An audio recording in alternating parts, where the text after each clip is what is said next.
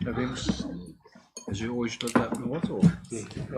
All right, team. We'll start off on that. Live streaming's on, so welcome for those who are watching in on live stream to today's council meeting on the Tuesday, the 18th of July.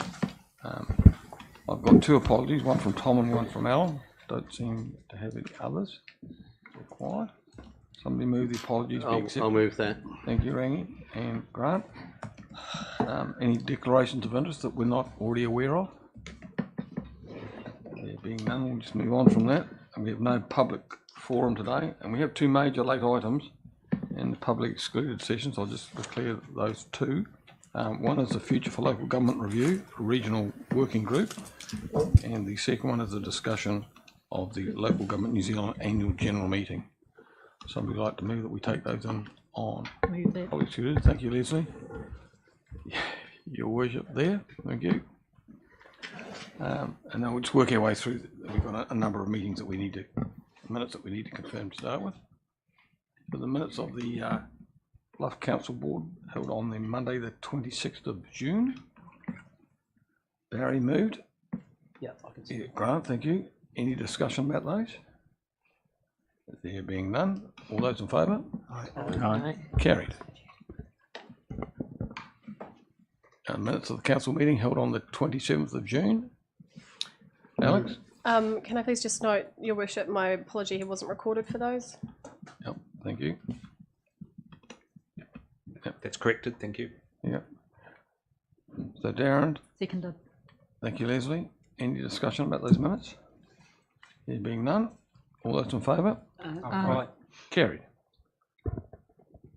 Minutes of the extraordinary meeting of council held on the 4th of July. Moved. Moved, thank you, Darren. Seconded. Thank you, Leslie. That's getting a bit repetitive, but very good though. Any discussion? Quality. Yeah. All those in favour? Aye. Carried. Recommendation of the meeting of the Infrastructure Committee held on the 11th of July. Rangi, thank you. Yes, I'll move that the proposed right-of-way name be adopted as Oak Ridge Way. Thank you. And I take it you're moving the... Receive the report as well. Yep. Yeah, and to receive the recommendation. Thank you. A seconder? Yep. Yep, thank you. Any discussion beyond that? No, there's none. All those in favour? Aye. Carried. On to item 9, addressing the city centre untidy and neglected buildings. Tab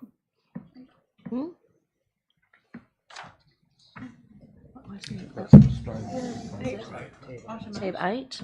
8. Yeah. Sorry, yes. No, it is number 8. This is number 8. I'm Cura, so it's tab 8. Tab 8, sorry. I'd like to take the report as read, but noting that there's, I think, approximately 7 pages. There is a bit to it. So probably lead with an apology in regard to the title. I think the title probably belies the complexity of the issues that are discussed in the paper. Essentially, we're looking at buildings within the CBD. Obviously, as time's progressed, some of the upgrades, particularly with the city block, have cast a light on the improvement for Invercargill, and sometimes it can cast a bit of shade on some of the other buildings as well. Questions have been raised within the community.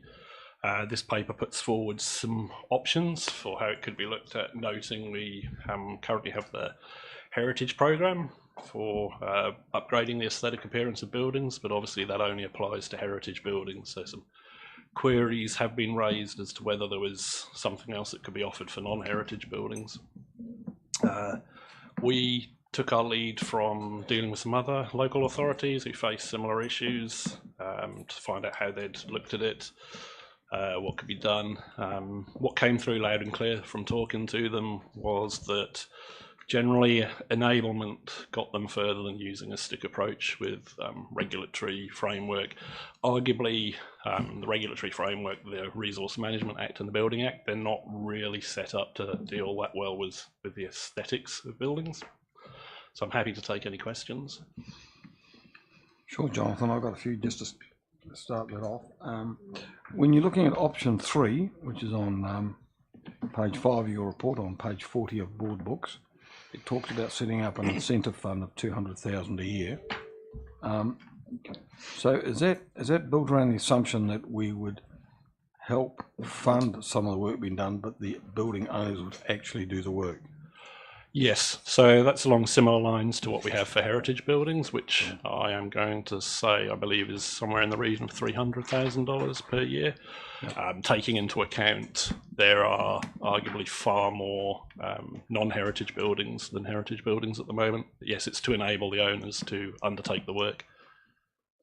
So would a quicker fix for this, given that there's a lot of public feedback on that we tend to be putting a lot of money into ICL, but some of the adjoining streets are not all that tidy, or not all that good, would another option to option 3 be that while we have that amount annually, that we could actually do the work if we get the agreement from the owners? I believe that could be an option if you could obtain agreement. I think it becomes an insurance issue as well. There's a lot more. So I can't hear you. I think that I guess if we're going to touch their building and use our ratepayer money to do that, there becomes an issue of damage sought through insurance purposes. I think it opens up a whole big can of worms for us. Yep. Leslie. Thank you, Mr. Mayor. If there was to be serious consideration of option 3, setting up an incentive fund, I would have to say, as the current chair of the City Centre Heritage Subcommittee, that I would not support that unless we had quite a bit more consideration at the same time about increasing the fund that is currently available for the City Centre Heritage Subcommittee work, because to create a new fund for private building owners who have non-heritage buildings, I think opens an entire can of worms that we would want a great deal more consideration on, which is why I'm tending to favour of the options available, the enabling approach. At this time, I think that's the most productive way and the least expensive for council, that will lead to some good outcomes, doesn't involve the sort of issues that Councillor Bond has raised, but allows us to get into some very good conversations, as we've already done with a number of heritage owners over the years, that will lead to productive outcomes, but are not immensely expensive for us and problematic from resource management, private ownership points of view, insurance issues. That would be just a can of worms for us to open. So for your benefit, Jonathan, I'll comment on that as well. About 2 years ago, I did a survey around Tay Street, D Street, Kelvin, Spey, around that CBD, and there were about 42 buildings, I thought, at that stage that needed work done. Clearly not all of them are heritage. And so I think not doing something to the non-heritage buildings is a risk for us. The feedback I certainly get from community, and you've reflected it in your paper, is that it's no good doing all the sterling work we've done around ICL if the adjoining streets are not in good shape. Now, part of it is, should we put ratepayers' money into it? Do we have a vested interest in the beauty of our city, or do we leave it up to owners? Now, some of these owners are in buildings that have no tenants, or very few tenants. They might have a 3-storey building and only have a short-term tenant on the bottom. So they're going to be reluctant to put money in unless we give them some incentive, I think. And Dunedin, I understand that they tried in George Street and the surrounding streets to try to move a bylaw that required building owners to keep up to a certain standard, and that was legally challenged and it fell over. So we probably don't have much by way of an enforcement arm even if we wanted it. So how do we get encouragement? And to me, it's a little bit, you've got to do it all or you don't do any. It's no good having 4 buildings that look really nice and then the 5th building, as you cast your eye down the street or driving past it, is in a disgraceful state. So just my view on it. I think, Darren, you wanted to contribute as well. Thanks, Mick Clark. Look, I completely disagree.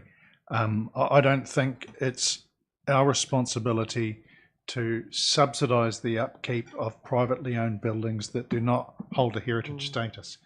The Heritage Fund is there to recognise the fact that there are those buildings that have an increased burden, and that the city has said we value the heritage to help that be maintained. Our responsibility in creating the attractive streetscape is exactly that, the streetscape, and what happens above that is a private investment. There are some building owners that have done an exceptional job with non-heritage buildings. I'm supporting option 2, the enabling approach. There was a process that we used to have at council where we had a ceremony each year which recognised building owners that had done significant work to the upkeep of their building and making them look well, and the owners, in fact you'll still see many of these plaques sitting on the walls of these businesses, appreciated the fact that the city had recognised that they'd gone and put in that additional investment.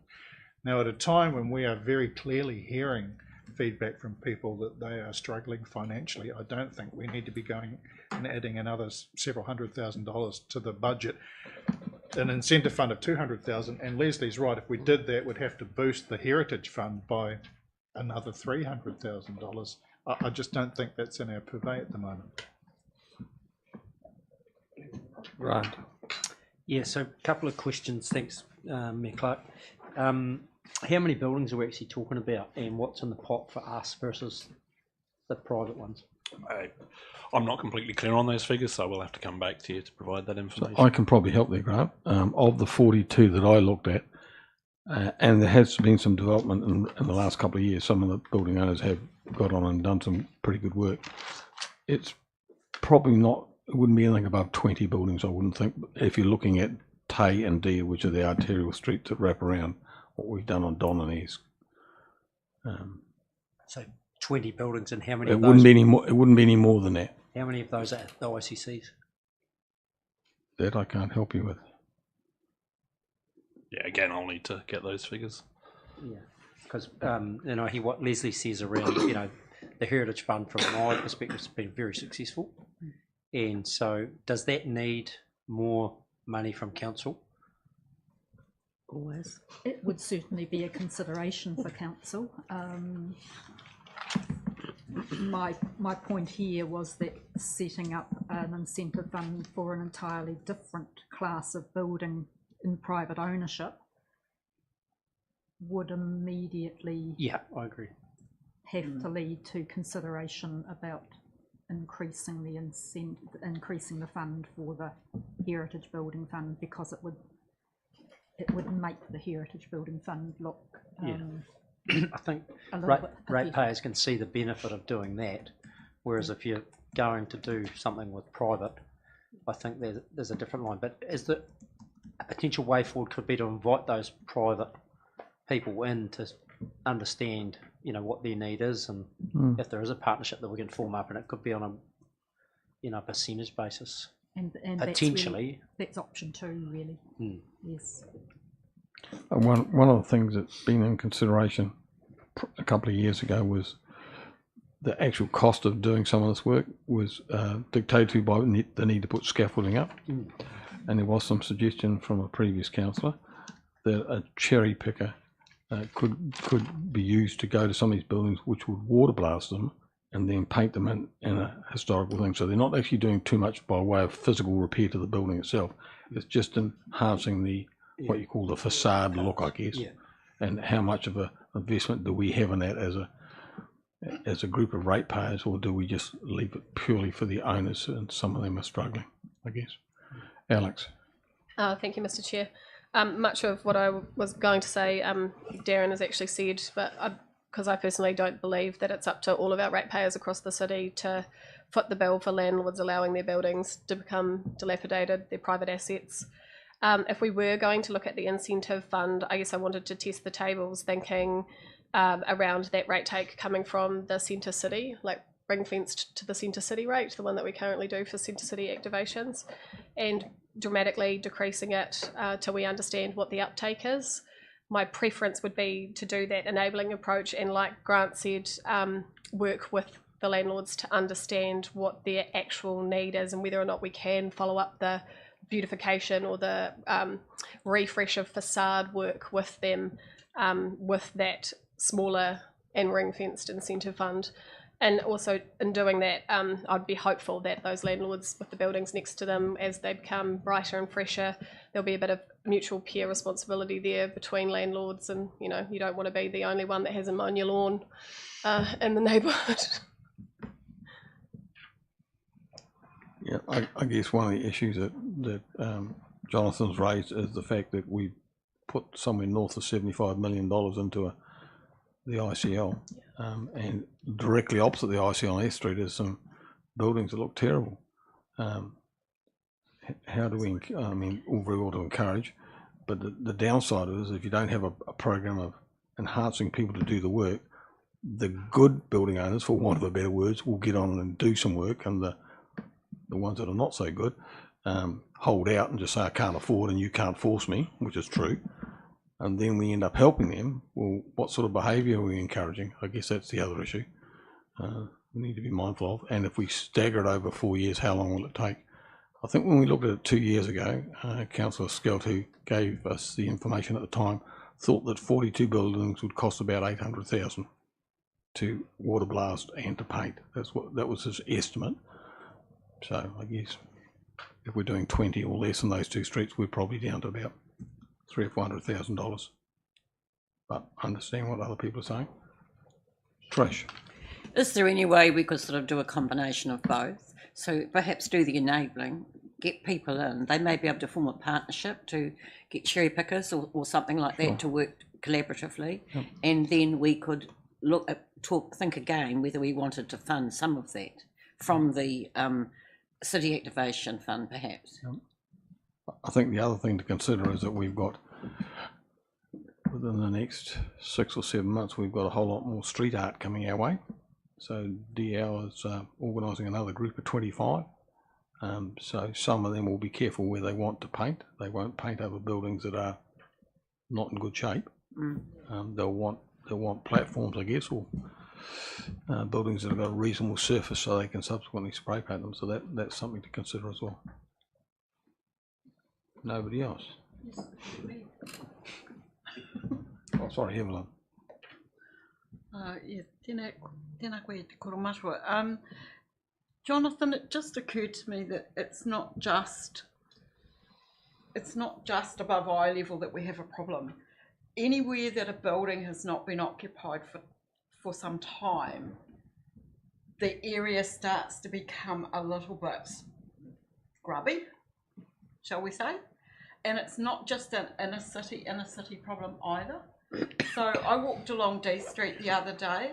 The buildings that are occupied, the footpaths are nice, the surroundings are nice because the people who own the buildings, somebody in that building goes out and makes sure that the frontage is nice, the windows have been cleaned and all those sorts of things. It doesn't take you many steps to walk past a building that is in good condition but has not been occupied for a while to see that there are weeds growing up through things, the windows are grubby, all that sort of thing. So I think we overemphasize how much the appearance is about whether it's been painted. I don't diminish the fact that some of the buildings need more maintenance, but I think the general upkeep of the frontages, which includes your street frontage, your windows, that people can see at eye level, is also part of it. So if in the enabling and in the incentivising, it's also the things about how you maintain the space around you and your frontage and all that sort of thing is a part as well. If it looks clean, it looks loved. I guess the upstairs part needs to look clean and loved as well, but it's not always about repairs. Sometimes it's just about that general, as Councillor Crackett referred to, the routine, keeping your lawns mowed and washing the windows occasionally. Maybe it's plantings and things like that. Do we look at incentivising those sorts of behaviours as well? much less expensive than giving people maintenance grants. Yes. Thank you, Mr. Mayor. I'm interested, Jonathan, the Mayor's indicated that from his assessment 2 years ago, from 42, I think you said, down to 20 buildings need to be addressed in our city centre. We don't know what portion of those are ICC owned, but what I'm interested in is what portion of those are actually locally owned owners. Are we going to be beautifying, and we all know that we're getting a new city centre, of course across the road is going to look a bit tired. What portion of those owners in those areas of concern are actually overseas owners? Yeah. Elsewhere in New Zealand. Or outside of Invercargill? So I can't give you exact numbers, but we do have a reasonable proportion of what we call absentee owners. Whether they live overseas or out of Invercargill, again, I can't tell you. But yes, there are a number of properties in Invercargill that are in ownership outside of the city. So I guess my comment to that, I guess, would be that while there might be a debate about whether we'd help a local owner or a non-local owner, again, beautification is beautification. Right, And you just need to drive down the street. If every fourth facade you see it is it's got flaking paint or it's got grass growing out of the spouting, and it just devalues the work that's been done by the others already. So Leslie. Thanks, Mayor Clark. I was just going to say if no one else was raising their hand that I'd be prepared to move the 3 recommendations with option 2 for the second recommendation. Well, I'd prefer, yeah, thank you for the 2 of you to do that. I'd prefer to do 1 and 3 first, so that we're not defaulting back to going to another cluster again. So if you 2 are prepared to move that, I'll put that to the vote, that we receive the report and that request staff to take an existing light touch as opposed to a regulatory or enforcement type action. All those in favour? Aye. Carried. Right, Leslie, now on to number. I'll move recommendation 2 with option 2 as the option. I'll second that. We've got that. Your worship. We put that 2 up. Already have. Oh. I'll just get 2 up so you know what you're voting for.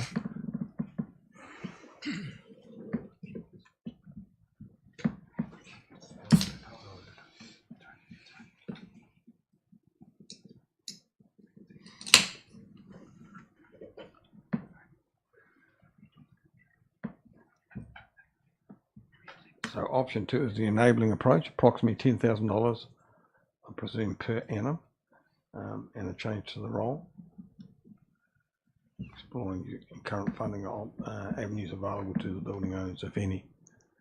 And just speaking to that as the mover, I Sure. see option 2 not only as the best option for the current time, but also as not just an enabling approach, but also an information gathering approach, which might then lead at a later stage to us discussing some further ways of supporting some of the suggestions that have been made around the table on beautification, etc. But I think option 2 allows us to collect a great deal more information that will be valuable in coming to any future decisions, exploring further avenues, including the possibility that there's some current funding avenues where, as we've done with heritage buildings, it might be possible to have a group of owners applying to a particular fund that hasn't been considered to this point.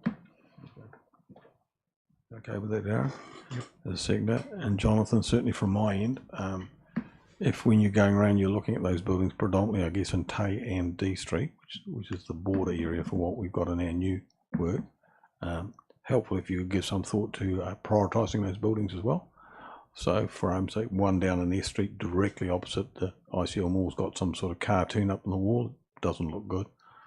There's a few of them around. Yeah, no, it's not graffiti. It's actually a bit further up. It's pretty ugly. So that would It's be helpful. graffiti. It's gone onto somebody else's building without permission. So I'll put option 2 to the motion. All those in favour? Aye. Anybody opposed? No, it's not carried unanimously. Thank you. Although I didn't laugh.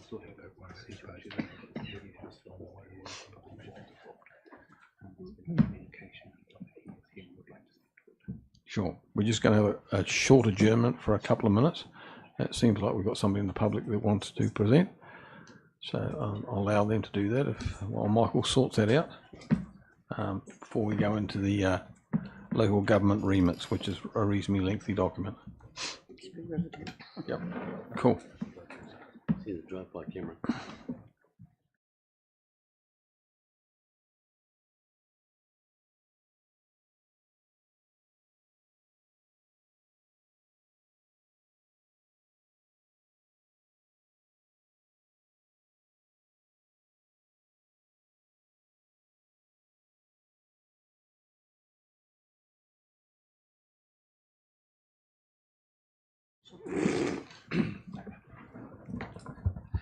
Thank you, Mr. Mayor. This is Dylan Graves, who has a public forum issue that he had asked to raise, but unfortunately, with my apologies, my team missed the email.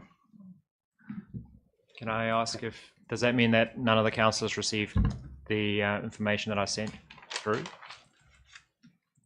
No, that would be correct. Okay. So, Dylan, welcome. Normal procedure is you get up to 10 minutes to speak. Most people give us a little bit of time to ask you some questions, but given that we haven't received your information, you have a bit of I have a bit of discretion to let you talk a little bit longer. Okay. If we get past about quarter an hour, I'll probably start waving at you, but welcome anyway. And we will circulate that subsequent to your presentation with my apologies again. Yeah, that'd be great. Okay, so I'll go a little bit slower. I've done this presentation to a few other councils as well, and I've had to go real fast to try and keep within the 5 minutes. So I'll go a little bit slower because you haven't had any opportunity to look through the information beforehand. So what I would like to do is bring awareness to biochar. And biochar is when we take organic material, something that was alive at some point, so say for example wood, and we heat it up in a controlled environment. And what happens when you start heating things up is that they start volatilizing off the terpenes and the oils and all those kinds of things, the water and so on. And that's what we then burn off. And we do that over time, but we restrict the oxygen so that we get left behind with a lot of the char. Okay, so that's the unburnt carbon, the black stuff. Like when you've had a campfire or something like that, and you've got those black pieces of kind of burnt wood, but it's still there. That's the char that we're after. And so this biochar pyrolysis process can take a waste product, and it's more ethical if it is a waste product, and then gasify it and get this high carbon recalcitrant product at the end. Now recalcitrant is really important because what that means is that this char does not degrade further once it's put into the soil. Conservatively, they're saying it'll be there for at least 100 years, but there's documented evidence that it's in soils over tens and thousands of years ago. Different people around the world have put it into the soil and it's still there. So it's great for carbon sequestration, therefore.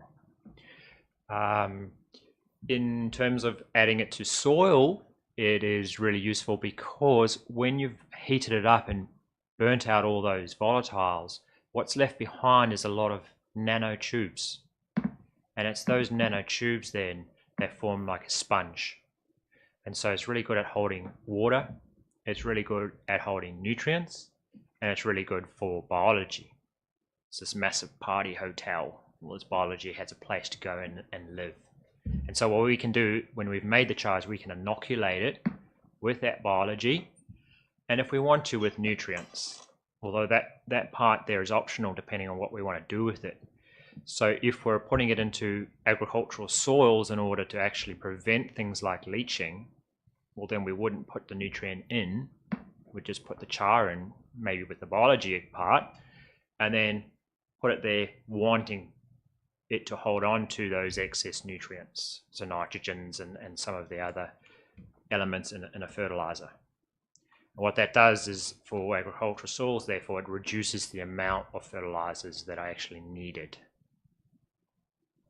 Big agrochemical companies don't necessarily like this. But the thing is, it's got so many of those cascading benefits. Where we're sequestering carbon, we're using a waste product. The other thing I'd like to bring to the council is their awareness of when big stacks of wood are burnt if we actually make the fire on the top and force it to burn downwards, we actually get a lot less smoke, a lot less visible pollution. There is still CO2, but if we light it at the bottom, it's hitting the wood above, which smokes, and the smoke goes away. But if you light it on top and it's hitting the wood underneath and that starts to smoke, the smoke has to come up through the flame and it gets burnt. So we can reduce the smoke by like 80%, 80, 90% if it's lit on the top. So those are the kind of the key two things I want to bring to the meeting, because I know councils in this area have a large farming community, a large number of property holders as their constituents and so on. And so I think council's got a kind of an education role here to promote those two things. So the first one, seeing that it's not a waste, that it's actually a resource, that landholders can actually burn their stacks top down with less smoke, and then quench it at that point when there's not so much flames left, because when the flames die down, that means all the volatiles are gone. Then you put water on it, or you can put soil on it, and then you get left with this carbon resource, this biochar, and then it can be put out as like normal fertilizer is in a spreader. It can be put into tree planting, into compost, potting mixes, and so on, fed through animals. They're feeding it through animals in other countries already. So yeah, those are some options with biochar. It's got all those benefits. That's why I like it so much. I'm passionate about it, and that's why I want to kind of bring awareness to it. It also can be used as a filter. So in stormwater runoff from the cityscape that's full of pollutants from all the vehicles and so on, it can be used to hold on to some of those things from brake pads and tires and so on. Okay, that's a real brief overview. So yeah, I'd be happy to answer any questions if you have them while I've been talking. Yeah, I'll start the ball rolling for you, Dylan. So you've given me a breakdown, I guess, of the potential, but where's the commercial development of this? Are there companies that would do this? Is it? I mean, if you talk about top-down burning, does that mean that you, well, not you, but somebody would set up a furnace type arrangement where they would take wood that's probably not of at its end of life and start burning it that way to create biochar? Yeah. Or how would we use it in our parks division, for argument's sake? We have a lot of need for water retention and fertilizers and stuff like that. Yes. So there's lots of answers. There's actually quite a lot of questions built in there. So Yep. One, are there companies doing this? Overseas, there's lots of companies doing this. Okay. I'd highlight, say, for example, Sweden. So Sweden is using all of their tree prunings and so on from around the cityscape and biocharing it, then using that when they plant new trees. Okay. And they actually have this system called macadam. Basically compost, biochar, and layers of different sized stones, and that's what they use to plant their trees. Okay. And they've had a lot of success with that. And then in their plants that use that biomass to make the biochar, of course, they're using it for district heating. So they're, heating houses, tens of thousands of houses. So they've got these plants kind of set up all around Stockholm. Okay. So, I mean, a city down here in the south could do that. We could heat hospitals or the prison or wherever we need heating on a large area. So, yeah, there is a commercial there's companies already doing it. Sure. The next part of your question was... How would we do it in our parks division? Yeah, in the parks, yes, again, it could be wood chipped and then put through either a machine that's doing pyrolysis, or it can be done on what's called a flame cap pyrolysis, which is more like I was saying, the stack of wood. If you burn it from the top down, the flames are actually limiting the amount of oxygen coming in, and that can be achieved also if you have sort of a container of some sort. So it's low tech as a big hole in the ground with a certain kind of cone shape, or a metal container with a cone shape. The cone shape means that any smoke gets sucked back into it. So yes, they could be doing that. The other thing is the future is going to be a wood-based future, wood-based energy. So already there's companies who've got contracts to use up wood from forestry prunings and so on, and they're pelletizing that and then using that in biomass boilers. What would be a really good thing to add into that is get them to sacrifice, or get the people who are using the heat to sacrifice 20%, because that's what it will be. So if you put it through the biomass boiler slower, less of it will get burnt and you'll get left with char at the end. And overall, it's about a 20% sacrifice. And that would then leave a whole bunch of biochar that could be used in lots and lots of different situations. So Alex had a hand up to, I think that's because she's got a question, or she might want to go to Stockholm, I think, one of the two. Yeah, oh, you or me? Alex. No. Thank you. Your worship. Thank you, Dylan. I found it really interesting. My question is it only wood product that can be generated into biochar, or are there specific waste streams that we could extract from our current waste streams as a city and convert to biochar or biofuel? Yeah. Anything that was alive. So it's been done already with corn, the centers of corn cobs, like sugarcane harvest, straw. It can be done with anything that was alive. Anything. So the obvious one here would be wood trash from land, from gardens and so on. It's really good to set them up next to sawmills or paper mills. It is also done with sewage sludge, but that one you don't put the biochar in the soil, but you can put biochar actually in thousands of other products, like into roads, into concrete, and so on, like that. Yeah, so if it's contaminated, then it shouldn't go into the soil, but it can go into concrete, roads and things. Okay, thank you. And my second question was, is there any example of this happening across New Zealand? Yeah, it's a chicken and egg situation. Like, commercially, no one's doing it yet because there's no funding for it. So, but there are biochar producers. Most of them are artisanal, small scale. But there is an accidental biochar production through a biomass boiler near Rotorua somewhere that wasn't set up right, and it was going through too much, and they ended up having these big huge mountains of this black waste product, and someone discovered what it was, and he went, I can use this, and he's added it into his commercial composting enterprise. Okay. And so it's slowly getting used and bagged up, and you can buy it in 1,000 kilo bags. So yeah, that's our only real commercial supplies, kind of by accident. Okay, cool. Yeah. Thank you. Trish. Sorry, I'm not sure which one to use. Is there any way, even just the information being fed out to the public, do you do anything with that? Like I'm thinking about the wood fires, for example. People could do that themselves. So are you doing, is there any sort of thought to providing this information wider?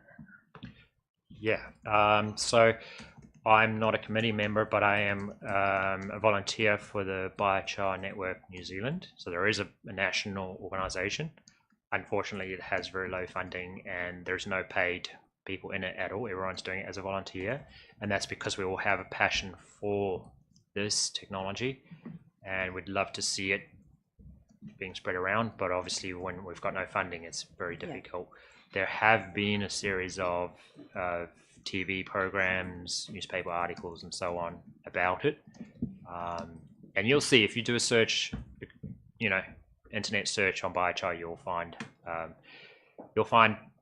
over 10,000 academic articles on it. So it's massively researched. We had one of the world leading research labs in Massey University, but they somehow lost their funding, and so now we're actually, New Zealand's probably 10 years behind where we should be, where the rest of Europe, America's far ahead. So yeah, that's the key question, is how to get this out to New Zealanders. Yeah. Thank you. Darren.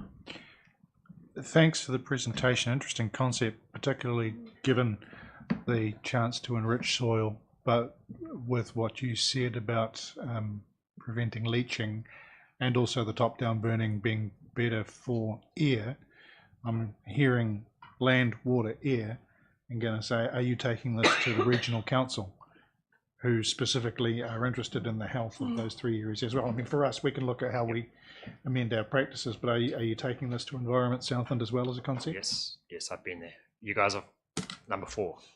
Number 4, I've done this presentation. So yes, I've been to them. I've been to Gore. Excellent. Thank you. And SDC. Evelyn. Kia ora. Look, thank you, Dylan, but the thing that comes to my mind is that we have air quality issues in this city. I cannot imagine that most of the log burners would actually, burning this material would end up being compliant. And or not they're compliant, but the activity would be compliant, because you have to have a certain amount of dryness and all the rest of it.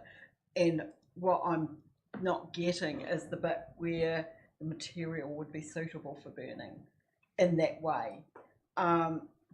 So has there been, with what you've done, any work done in areas where there have been air quality issues? I mean, we're quite specifically, if you're an asthmatic and you live in Invercargill, you're really grateful that there's not coal fires anymore, all those sorts of things that used to affect your breathing. How would this potentially impact the rates of asthma, all those sorts of things? Has anybody done any research on that? And yeah, I'd like to say that the education of like how to do biocharing as a paid job, it's relatively straightforward to show someone how to do it. 1 or 2 days and they can get the hang of it. And it can be done very cleanly. Like I said, if you imagine a stack of wood being burnt with 80%, 90% less smoke, it can be done with very low amounts of particulates coming out. So, yeah. Does that kind of the wood stove and the wood heating issue is kind of quite different to what I'm talking about. It's not really that related. You can make biochar at home in your wood stove if you put a sealed container inside with some holes in it, and it'll make really good biochar, but that's very small scale. I'm talking about a little bit larger scale than that. Yeah, but it can be done very clean. so larger scale, then the testing of the particulate, how much, you know, compared to say pellets, which people are converting to, how would that compare? Yeah, I think it's very similar. Yeah, very clean. Thank you. Rangi.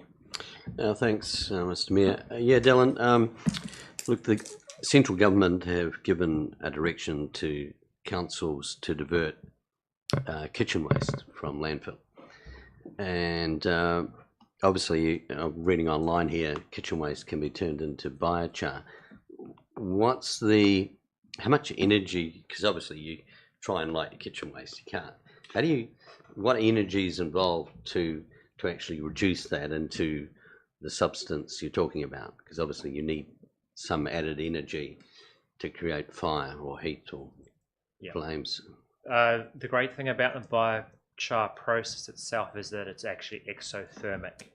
So there's actually excess energy available from the energy of whatever we're burning. Okay. So all the machines and so on, they're usually self-perpetuating. So they might use a little bit of fuel to get going. Right. But then once they get up to temperature, they're generating way more energy that they need. And so that can be used to dry the feedstock before as it comes in. I mean, that's how Sweden's heating tens of thousands of homes, is because there's an excess. You just need to get it started and right. Okay. Yeah, and that doesn't take long, because then you use your best, driest wood to get it going. You might use propane, whatever, get it going. And then if you're bringing in food waste, you could be drying it before it's coming into contact with. Right, and then it's away. Yeah. And you end up with this end product, or does it just disappear completely with the food waste? Do you end up with the biochar? You will get biochar, yes. I mean, the amounts is probably quite low compared to, say, wood, but there is carbon in it. Yeah. I mean, that's fine. You're dealing with the kitchen waste. That's an issue. Yeah. To stop that tonnage going to landfill, and I guess. Yeah. What I would add to that, with as far as composting goes, adding biochar into compost, it really helps that process improve in lots and lots of different ways. So it'll hold on to some of the nitrogen gases that are trying to get out, and that do get out when it goes a little bit anaerobic in certain parts of the pile, say for example. So if you can add 20 to 50% char into the composting process, it speeds it up. It's adding more air. It's if you inoculate it with your microbes, it just improves everything, and it gets going much quicker. And so perhaps biocharing the food waste directly itself might not be the solution, but certainly putting char into a composting process, Okay, definitely great. thanks. Thank you. Thank you, Dylan. And that was the shortest 10 or 15 minutes that we've had for a long time, but that shows the interest. Good. Thank you. Thank you for your All presentation. right. And yeah, if you can distribute that stuff Well, around, then if you have any definitely do more that. questions, feel free to make contact. Thank you. Thank you. All right. Thanks for your time. Thank you. Okay, councillors, we're on to tab 9 now, which is a local government New Zealand remits. And we've got a suite of those, so I just intend to go through one at a time. And you can give some indication of Michael will keep a record as we go, what the outcome of each remit is, and then we'll move motion at the end just to confirm which ones we support and which ones we don't support. That gives Grant a steer when he goes to the conference. So the first one is the allocation of risk and liability in the building sector, remit 1. Anybody? Yeah, Leslie. Well, I'll kick off on this one. Thinking of it from the legal point of view of civil cases with the last party standing, Yep. I can see why the remit got put up by Queenstown District Council, but I have to agree with the staff position that it doesn't address the risk itself, and it's not a remit that I would necessarily see there being a lot of point in supporting, because unless there is a fairly massive change to the civil legislation in New Zealand that deals with last party standing, I don't really see it as being something that it would be productive, considering a lot of the other remits here and other work we know our GNZ is doing. I'm not sure it would be a productive way for our GNZ to spend a lot of its lobbying time. Cool. Anybody in opposition to the views discussed? All right. Well, you've convinced us all, Leslie. So we'll record that down as a 8 to go. Yep. Yes. Thank you. Excellent. Rate rebate number 2. And again, quite some lengthy points to note in there. I might start the ball rolling by saying at the very top of the staff comments, which is on the second page of that presentation, it says that staff support the increase in the income related threshold. And I guess the thing that raised for me was, well, that's nice and it does help people out at that level, but there's still a cost to be paid by the rest. Yeah. And so because at the end of the day we still need X amount of dollars to run council. Yeah. So we're shifting it from one place, which is, I know Patricia was looking at me then as though I've got that wrong. Shippen, if you want to. Through you, Mr. Mayor, the DIA actually give us the money. Yeah. So while if we have more ratepayers receiving the rebate, Yep. we don't lose out on anything. Okay. So there is no loss to council other than the staff time of processing the rebates. Your paper, I've got you, Leslie. Your paper did suggest, or your input into that paper did suggest that getting information out of DIA and MSD is not a simple process. Correct. Correct. Okay. Leslie. Totally agree with the importance of rate rebates and the staff comment about being in favour of proposals to increase the income threshold and to raise the rebate level. And I'll just point out, in fact, that the government has just done that very thing. Okay. It may be there's some lobbying for it to go even further, but there has just been an increase in both those. However, when it gets onto the other points about the sharing proposals, I would agree with what staff are saying about some serious concerns there, about just how difficult and effective that would be, and whether or not the actual target demographic would be willing to give the consents necessary for that to have any productive outcome. So I tend to think this is one where the actual increasing of income threshold and raising of rate rebate level has happened or is about to happen, and is something I think that our GNZ would always lobby for an increase on. I'm just not sure about the other part of the remit and how effective it is, considering the resources it would take up. Okay. Yeah, well. Yes, I think for me, I see the biggest barrier for people to uptake rates rebate is whakamā.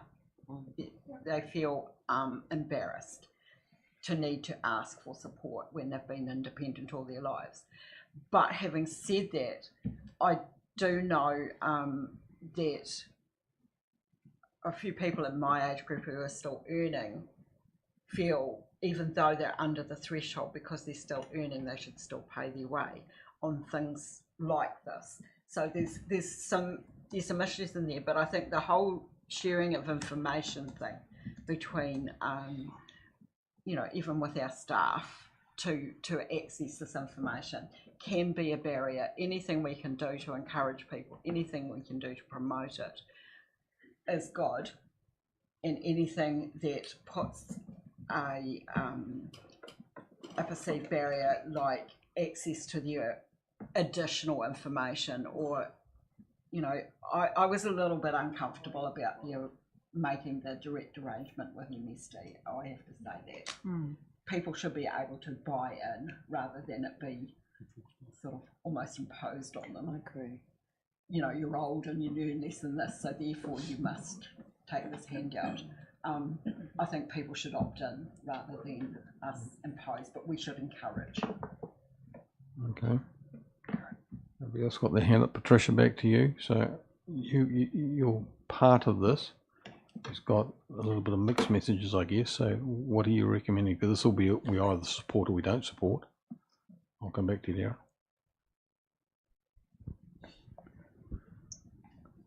The way through you, Chair, the way that's been written, it's very hard to the way the remit was written was very hard. While we're supportive of the rebates, we're not supportive of the thing. So it's neither a for or against, I suspect. But I guess the remit's not challenging whether we have rebates or not. No. It's challenging the process, isn't it? Yeah. And from Grant's perspective, and those that are going to LGNZ, it won't be a matter of, I guess, of debating too much on this. We either support the remit or we don't.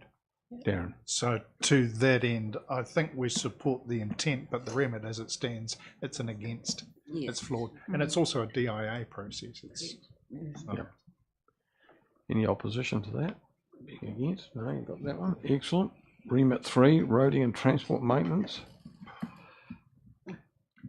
I suspect I know where this one's come from. Yeah. Chair, if I may, I think this one's a bit of a no-brainer to support. Sure. It's got a large number of supporting councils for very good reasons, of which we know quite a bit. I don't think there would be a lot of disagreement with supporting it. Yep.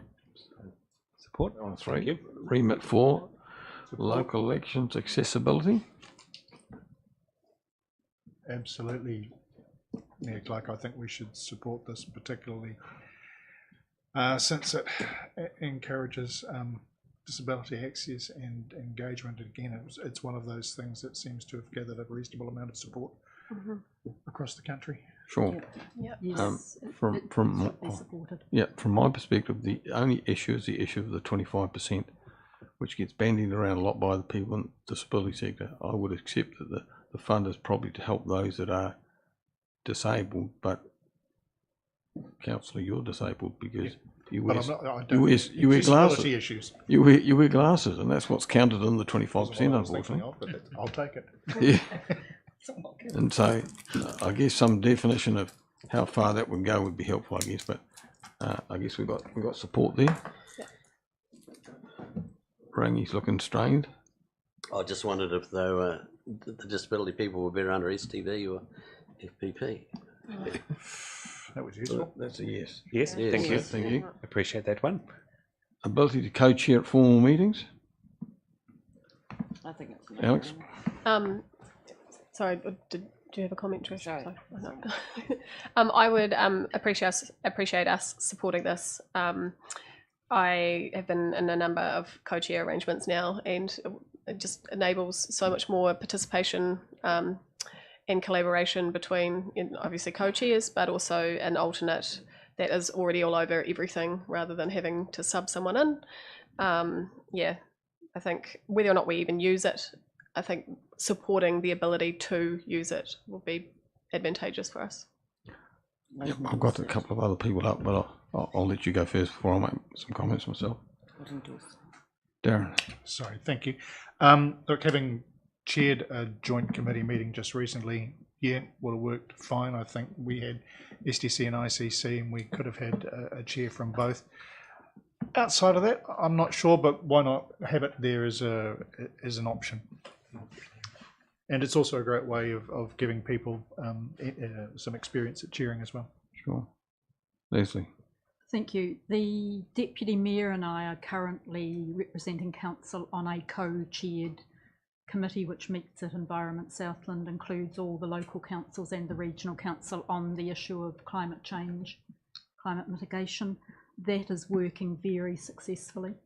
In fact, to a large extent is enhancing the reason that we're around the table and the ability and discussions on addressing that. I just think it is it's a good time to be supporting a remit that would allow councils to have co-chair arrangements when it suited the councils. I think it's already been shown that they have worked successfully in many parts of the country. That particular recent local example, I think, is a good one. And I'm sure Councillor Campbell would say the same if he was here today. So I'm in support of this remit. Yeah, Rangi. Look, when it comes to standing committees, I don't agree with it. I mean, the Schedule 7, Section 26 of the Local Government Act is quite specific in a singular chair for a committee, and all the regulations around the chair and the way, even the removing of a chair or whatever, it's specific to that. So I can see some work would have to be done to the Act to have a co-chair arrangement under standing committees. I can see the sense for joint committees, no problem at all. So I don't know, does voting for or against, I mean, I would not support it for standing committees, Sure. but I would support it for joint committees. Yep. I think it's having it as an option, not mandatory. It's an option. Yeah, it's not mandatory. Yeah, Grant. Yeah, I'm similar to Rangi in terms of the view. I suppose initially reading it, I think about, if you're needing a co-chair position, particularly in a structured committee, probably reflects the weakness of the chair. Because, in my view, the chair's role is to engage with all those members, equally work off the deputy chair in terms of pre-meeting preparation, all those things. So, that's true governance. I don't see the difference with the standard operation of chair and deputy chair versus this model. Yeah, I'm similar to Rangi, I think, with structured committees. Sure. Nobody else got their hand up? My view is I'm opposed. And there's some reasons for that. I think when you have a standing committee, it's important that staff know who the person responsible for running the meeting is and keeping on top of the issues. If you've got co-chairs, it leaves it open that staff could play off one chair against the other if they wanted to have a more favourable chair for a particular issue. or it might be perceived that way. Then there's the issue of, if we have them internally, of the cost factor. So if we have co-chairs of any of our current committees, who committee chairs earn considerably more than what baseline is for a councillor, does that mean that they have to share the increase between two people as opposed to one, or do we take more money out of the lower pocket that's left behind for the councillors, and that means that councillors will get less because of the nature of the co-chairs? So you know, I don't see any benefit of it. For me, I like the idea of having a chair, and when the chair's not available, because that gives consistency. When the chair's not available, you have a deputy chair. But I'm happy to do a show of hands on that, because we've got quite a volume of opinion both ways. So if we want to go to the positive, those in favour of having co-chairs, just raise your hands so I get an idea of the numbers. 1, 2, 3. Pania, 4, yes. We don't get votes. We don't get votes. 1, 2, 3. I I see that your hand up, you're smiling. So we've got 3 in favour, those opposed. 2, yeah, clearly opposed. Yeah, thank you. Remit 6 is parking infringement penalties. Any opposition to it being a support of that remit? None. No, none anywhere. That's a plus then. Easy. Sorry, that was me unilaterally decided. Oh, good on you. Yeah, makes it easy. Rural and regional public transport. While I'm supportive, it did seem to me that the staff comments were very much playing on the climate change initiative. That, you know, by having public transport, you're cutting down the amount of cars going to and from. I don't think that's a selling point.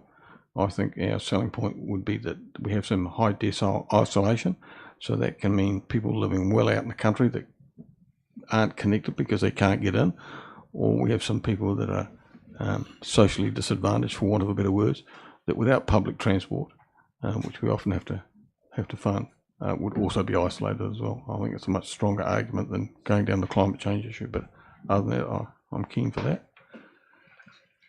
The fact that the remit's suggesting that the proposal could be integrated into LGNZ's broader transport advocacy work programme makes it an extra argument as to why we would support it. Yep. We know the work programme's already there. It doesn't currently address this particular issue. It would be useful to add it in. Sure. Yeah, Alex. Actually, Leslie's just commented on what I was going to, so I'll leave that. Thank you. Excellent. Anybody opposed to that being a support? No, that's carried them. Establishing resolution services. I think we should support this remit. Particularly since we wrote Particularly since our names on it. Yeah, that's pretty much a slam dunk. Anybody opposed? Unanimously. Carry. Thank you. Earthquake prone buildings.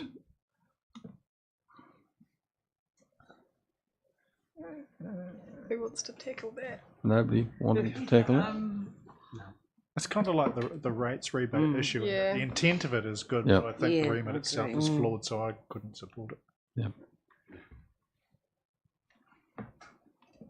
Anybody I else? look forward to seeing this one again next year rewritten. Yeah. Against? Thank you. Yep. Number 10. Yeah, I'm getting there. Kiwi Saver contributions. So this doesn't personally affect me one way or the other, but I do wonder whether it changes the designation of elected members, because I know that elected members can, through IRD, claim back quite a bit of costs from home. So, for example, last year I wasn't mayor, obviously, and I was able to claim back transport, able to, as an independent contractor, percentage of my rates, percentage of my power, percentage of the house I used, photocopying paper, the list went on. I got about $6,000 back in tax. So just on that issue alone. So there are some significant benefits of not being sort of more of an employee status and being more of an independent contractor, because you can claim some of those costs. So I think it's important to, when you're thinking about how much would I lose from the employer not contributing to KiwiSaver, how much will I compromise at the other end as well? And if you're not getting those sort of rebates, I just remember you need to talk to me or somebody about that afterwards, because it's definitely something that's very claimable. You may just have announced to a great number of people, both on live stream and in the room, who were unaware of the level of possible claim as independent contractors. Well, it's quite and legitimate. Also, I think the big issue with this remit is it could only work if the independent contractor status is changed. Yes. Yep. There's not going to be a piece of legislation that is put forward that is solely written for councillors who are independent contractors to be able to have KiwiSaver contributions in the way hoped for. It would lead to advocating for elected members to no longer be independent contractors, which has a whole host of other implications that I'm not sure. And you're quite right. There's thought of. things like the indemnity costs that we get on a personal basis, our lack of liability for health and safety issues because we're independent contractors. Where at the moment Michael goes to prison if there's anything serious, and the rest of us look for his interim replacement. Even the fact that as independent contractors we currently pay our own ACC levies, it would of course it would have a whole host of unintended consequences that would be very wide, and it would be quite a big legislation change. Sure. Yeah. But even if it was a legislation, I think you could potentially lose more than you're gaining. Yeah. Yep. Darren. No, it's been said. Evelyn.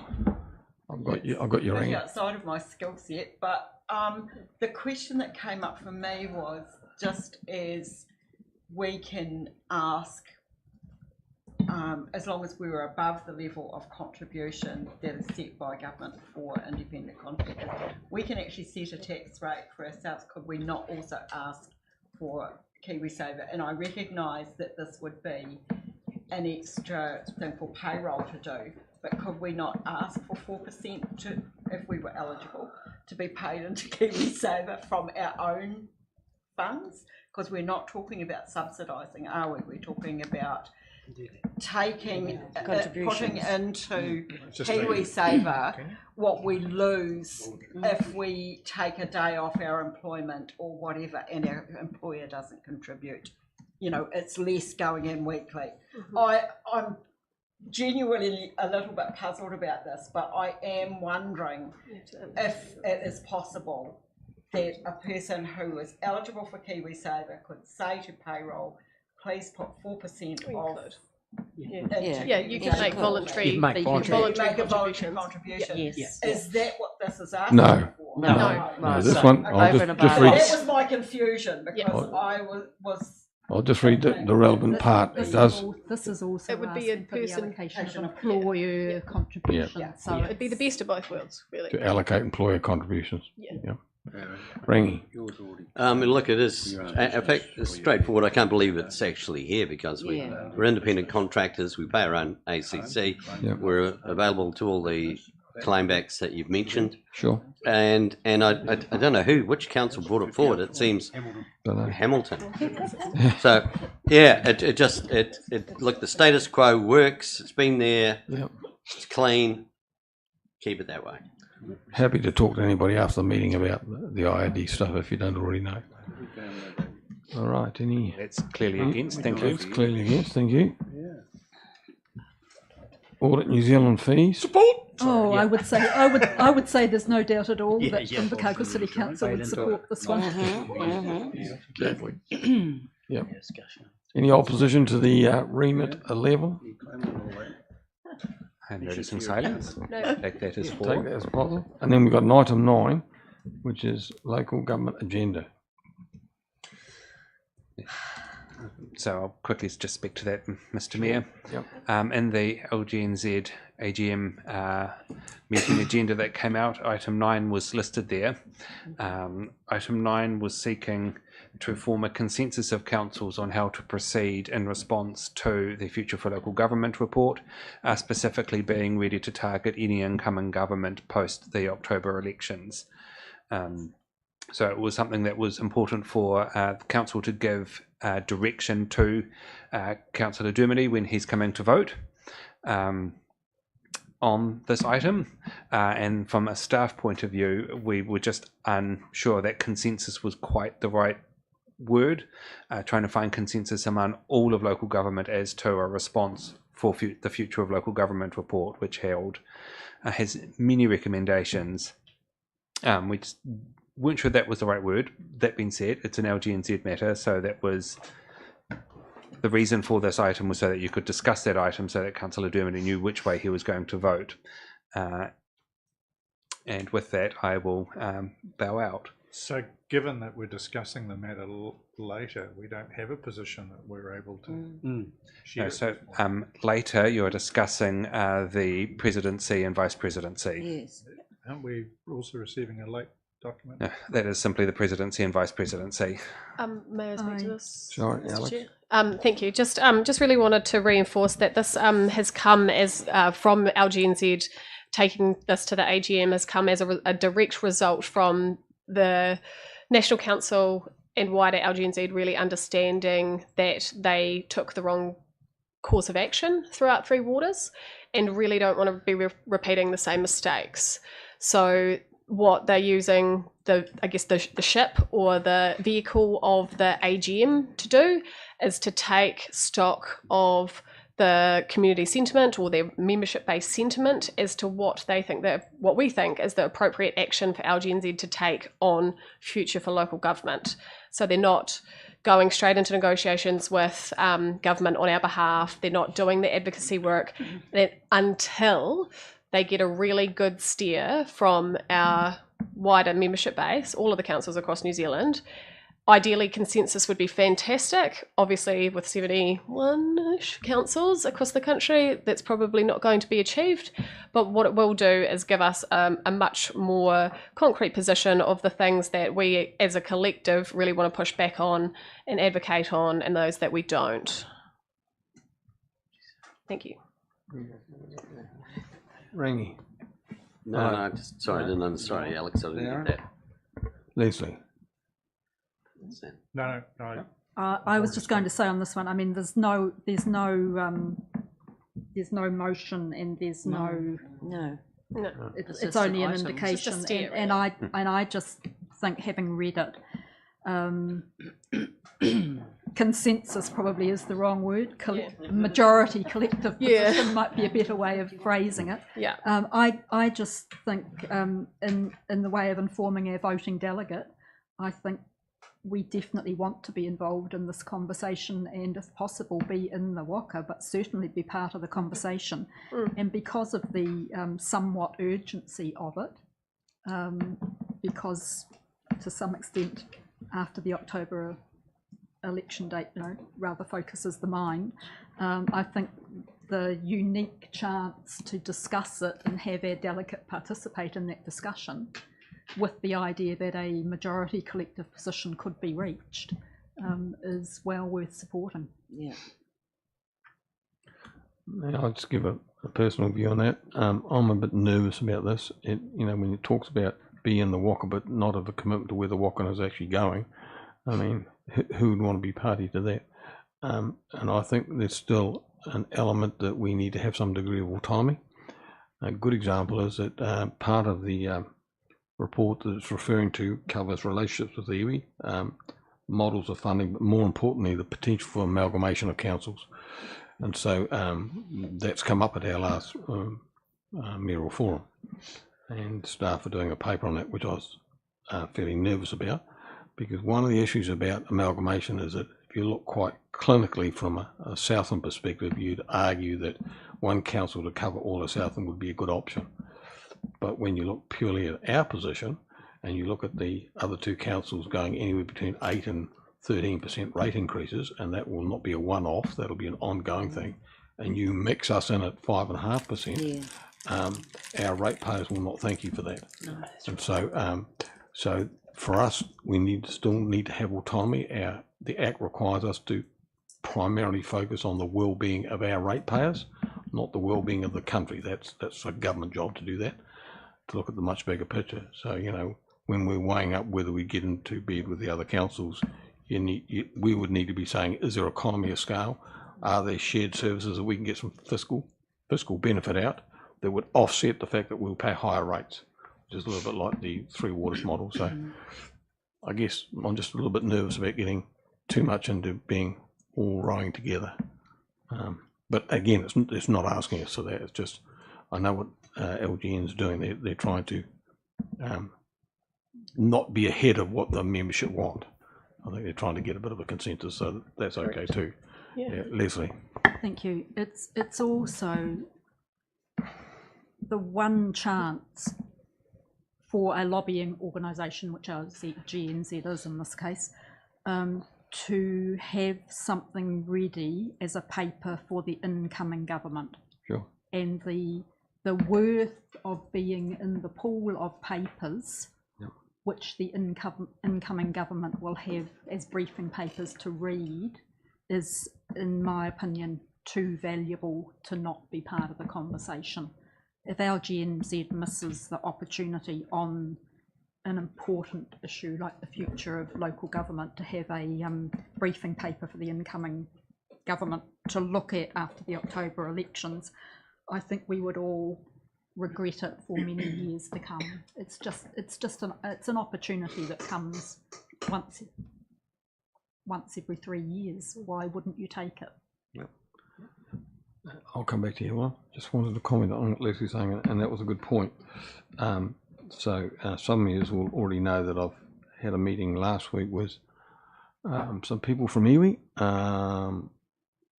Great South, some of our staff and some of our elected members, to try and look at what we do before we get to beyond 2025, which is still a couple of years away. And there's some stuff, and they've got 14 work streams, but there are some stuff we can't wait for. So the three that we can't wait for is housing. So I've got a couple of councillors that are involved with the housing portfolio, fresh water and the security of that water, and the issue that we probably can't control but we need to signal, which is renewable energy, that in Southland will run out in 2030 unless we do something quickly. So I'm doing exactly what you said, Leslie. I'm going to draw up a little wee booklet. Rhiannon's sitting up there. She agreed to help me with that. You did agree to help me, didn't you? Yeah, looking around the room.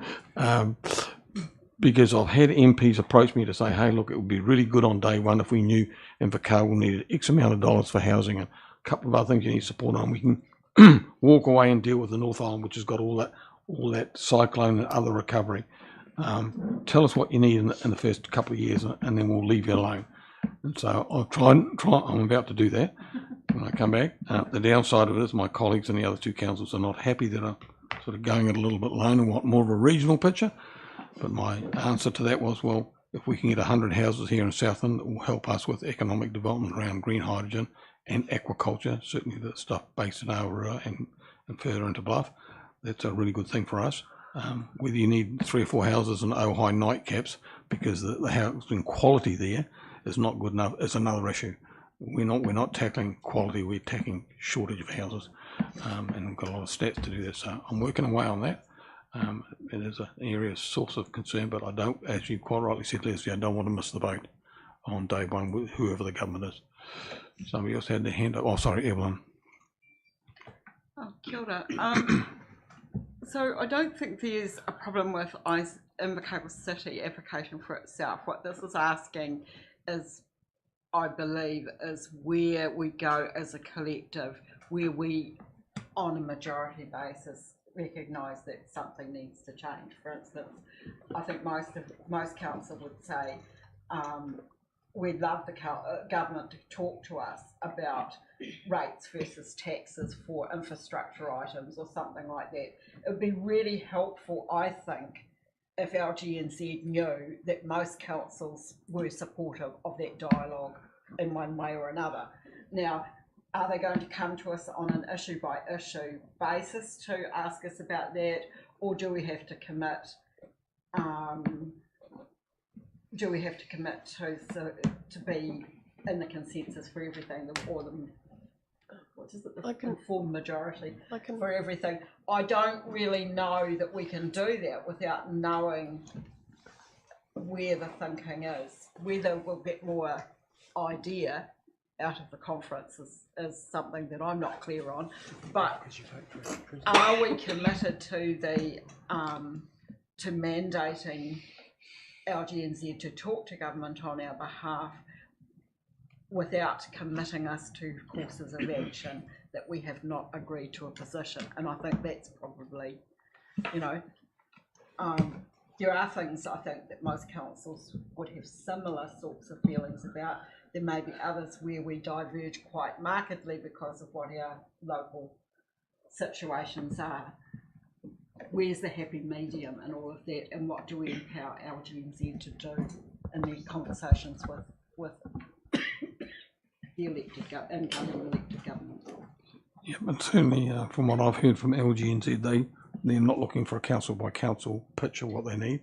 They're looking for the big issues. And certainly the big issues are relationships with iwi, the possibility of amalgamation, and that's not a quick fix, because as much as you might want to get into bed with other councils, Wairarapa have tried twice, I think, in the last decade to combine 4 small councils, and each time the local government commission has turned them down. Hawke's Bay have also tried and been turned down as well. So a lot of legislation needs to change before councils can self-determine whether they want to cohabit with other councils as well. It's not just us putting your hand up and saying, let's get on and do it. And the other issue, I think that Leslie touched on, or you did as well, Evelyn, was the issue of models of funding. You know, do they take GST off rates? Do they give us back some tax funding for some of the areas that were drastically short on, certainly around roading and other things? There will be the big ticket items that they'll be going forward, and I think they're common to everybody. Alex, do you have your... Yeah, I just wanted to, I guess, clarify for Evelyn, because I think I was picking up that, you know, where do we find that happy medium between asking the membership base and allowing LGNZ to play their part in the advocacy role that they do with central government. And I guess just wanted to assure you that they've developed a significance and engagement policy that addresses what, you know, like what tests and what frameworks are there in place that actually whatever comes up either needs to go to the membership base, or whether or not they can pull the trigger and just make sure that they get some traction for us as a membership group. Yeah, it exists now. And I think Evelyn raised the issues of the grey areas in between that. Yep. So there are common areas that all councils have with central government need to be resolved. At the other end of the scale is what we individually need, but there is some grey area that LGNZ has struggled with in the past. So a good example is the issue of Three Waters, where you could argue that of the 7 councils in Otago South, 7, not Waitaki, no, 7 councils in Otago South, which is the region that we're now in, all but Invercargill would probably be in favour of it. So do we then, in that grey area, get lost? Because clearly it's not advantage to us, but the issue is, do we advocate for our ratepayers, or do we think about the national good, for want of better words, and that's the grey area. Yep, somebody had their hand up on the side. Oh, sorry, Barry. Yeah, it's the waste net thing worries me if we're going to amalgamate with these other councils or our forces too. It's been a debacle in waste net just trying to get anything done. Worries me that our ratepayers will be paying for getting their infrastructure back up. Yep. So interesting, and you're quite right. The interesting issue for me is I don't want us to lose opportunities that Leslie referred to on day one after the election. Trying to coordinate 3 other councils, I'll never get there. WasteNet is a good example of that. Yeah.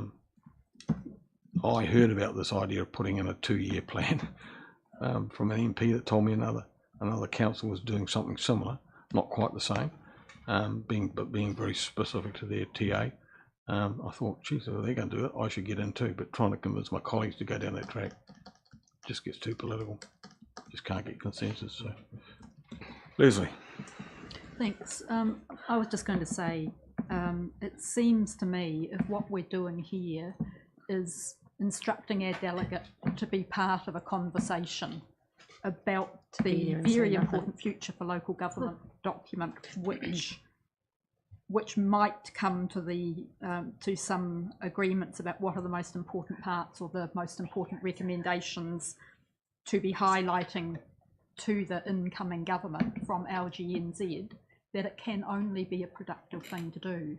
I mean, it's a huge document. Yeah. If there is able to be some meeting of minds at the LGNZ conference that, the most important things to us are the financial issues over the rate stuff, or the housing, or the voting issues, or whatever. I just think having a delegate being part of the conversation that might actually come out with some, hesitate to use the consensus, some agreed position on the most important of the recommendations, that can only be a good thing. All right with that, Grant? Yeah, I find it a bit of an odd process in the way that they're asking for a mandate. And I suspect it's because they've lost the trust of local government. Correct. By just simply supporting this, they get their trust back. There'll be a new president elected. You would suspect that they would quickly grasp the nettle around seeing the opportunities Councillor Sober's highlighted around the new, a change government, or government post-October, and not miss the opportunity off the back of that local government review to highlight the key things, which they've already done in their report to us, where they've called out the things that they like and they don't like, and we've got the opportunity. And I'd say a natural process is just they come and say, well, which ones of these do you like and not And like? that's the intent. And that's That's the intent to the room. It's not.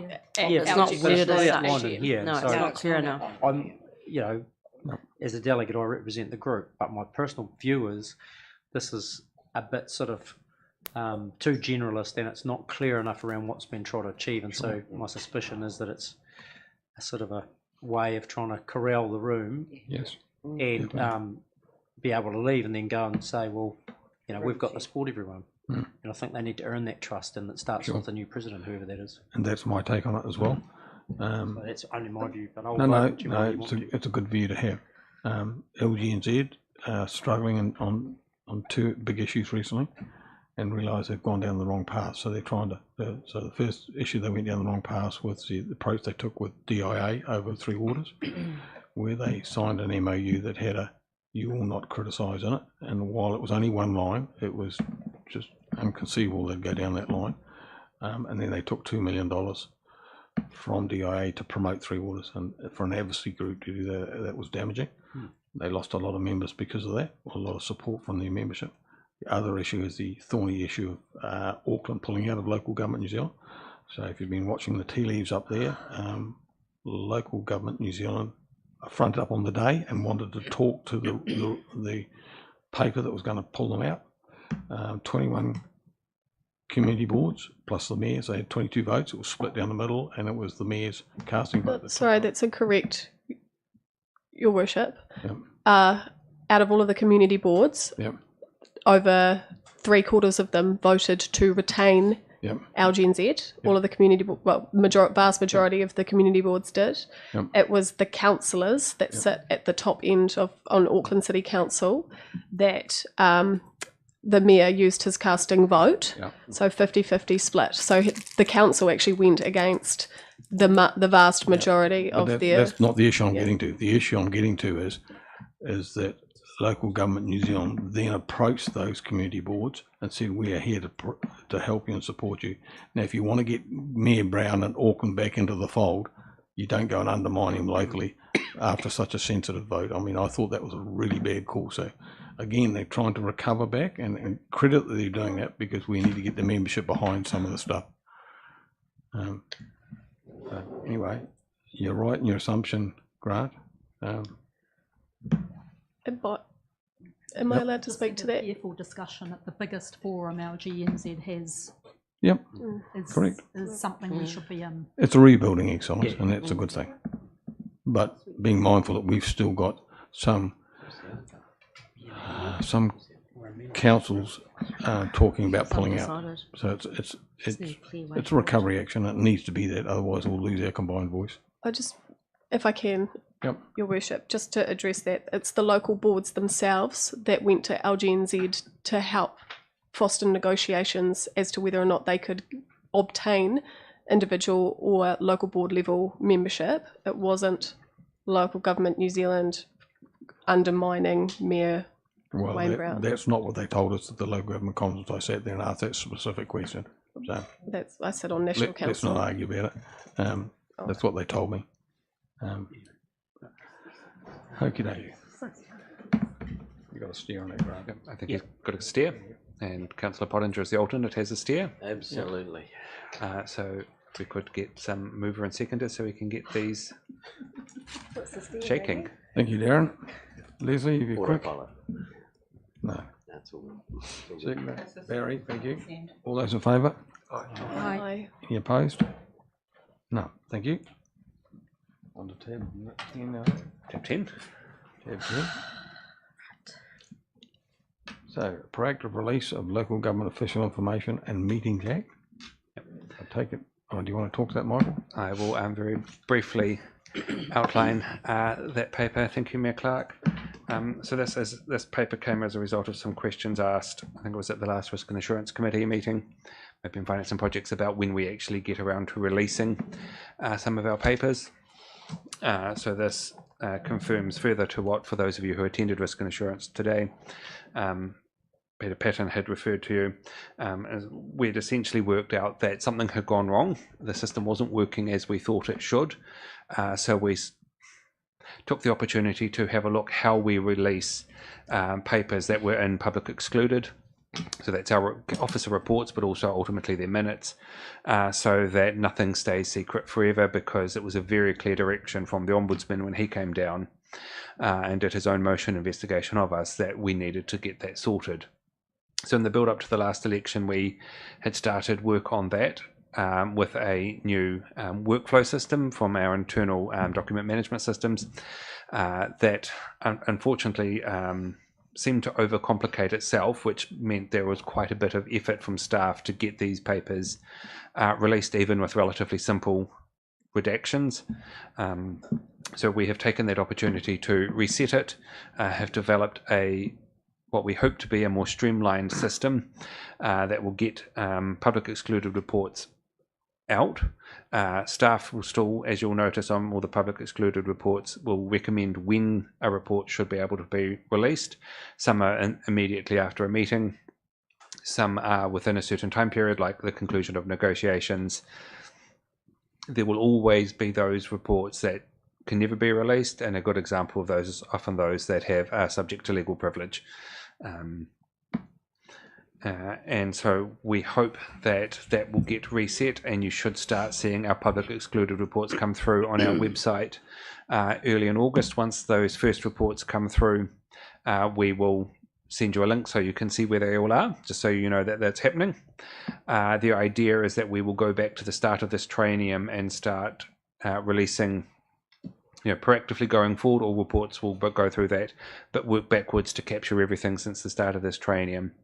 And then with time, we also hope to be able to capture reports that cover significant events or developments in the city. So the museum is obviously a very good one, where we can start releasing some of that information that has been locked away since, for example, like 2018, for no good valid reason anymore.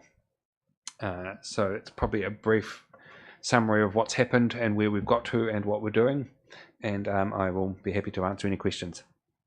Yeah, I've got some, Michael, for both Michaels, seeing that both are supportive of this paper.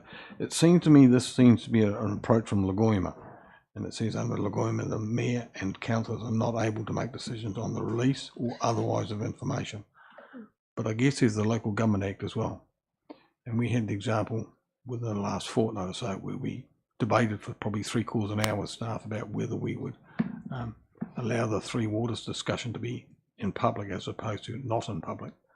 And I guess it makes me nervous that this paper tends to put the control, or seems to put the control totally back into the area of staff making decisions on it. And I think as elected members that's a dicey area that we go into, because if you think about that, in that meeting we had the other day, we did release the information, but not the part that came from DIA, which I would have preferred to release both. That if that paper's true and it's thing, then what staff recommend to us is what we're bound by. And I'm not sure that's a good place to be. Right, so I'll just quickly respond, Yep. Mayor Clark. So under the Local Government Official Information and Meetings Act, the decision-making powers rest in staff. That act does that. That being said, councillors get to make the decision whether an item goes into public excluded or not. That is a separate part of the decision-making process under Lagoima to what we as staff are able to determine. It's not at any stage intended, and if it has come across like that, then that is not my intention, that staff have the final say-so on whether something's public excluded, released or otherwise. It is something that we all work together on. I guess that's the confusion in the wording, I think. So the part that says under Lagoima, the mayor and councillors are not able to make decisions on the release or otherwise of information. So as we head into a meeting, if you put up a paper that clearly says we can't release it, then we're forced to go into PE whether we like it or not. We don't have any choice, if that's the correct statement. And I'm not sure that is the case, because we do have a choice about PE. So it's a matter of... Where does that sit if you're recommending to us that the paper can't be disclosed? So again, it would depend on the nature of that paper, but more importantly, the stage of the decision-making process. If council's indication was that it would have to be released, staff would need to discuss with you why staff were recommending that that matter wouldn't be released. But once the decision has been made on public excluded, what we are suggesting is that staff are going to recommend when something can be released, but that ultimate decision making on releasing that paper vests with Michael, and ultimately Michael as the chief executive.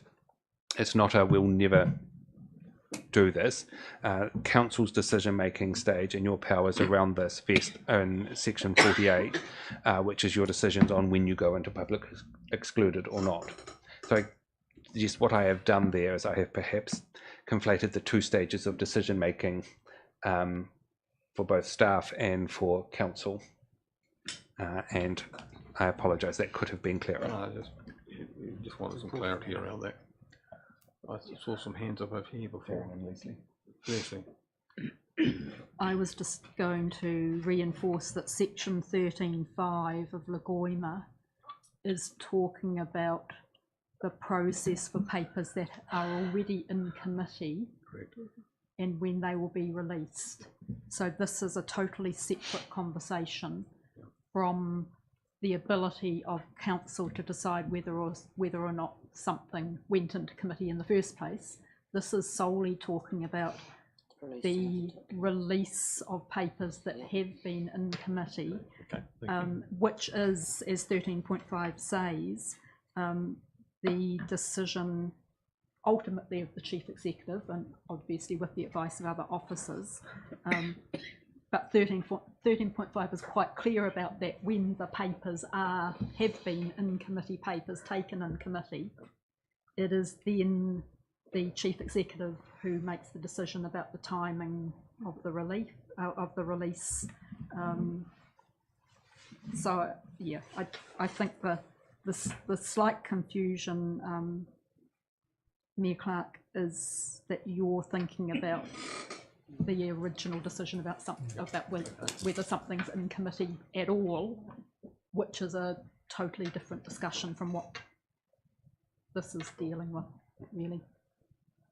But I guess, thinking that we're going to have a new councillor shortly, these sorts of, I guess these reports that come to us set a sort of a picture of where we're at with things, don't they? They're not commenting on a policy, they're just saying, here's the report, this is the way forward.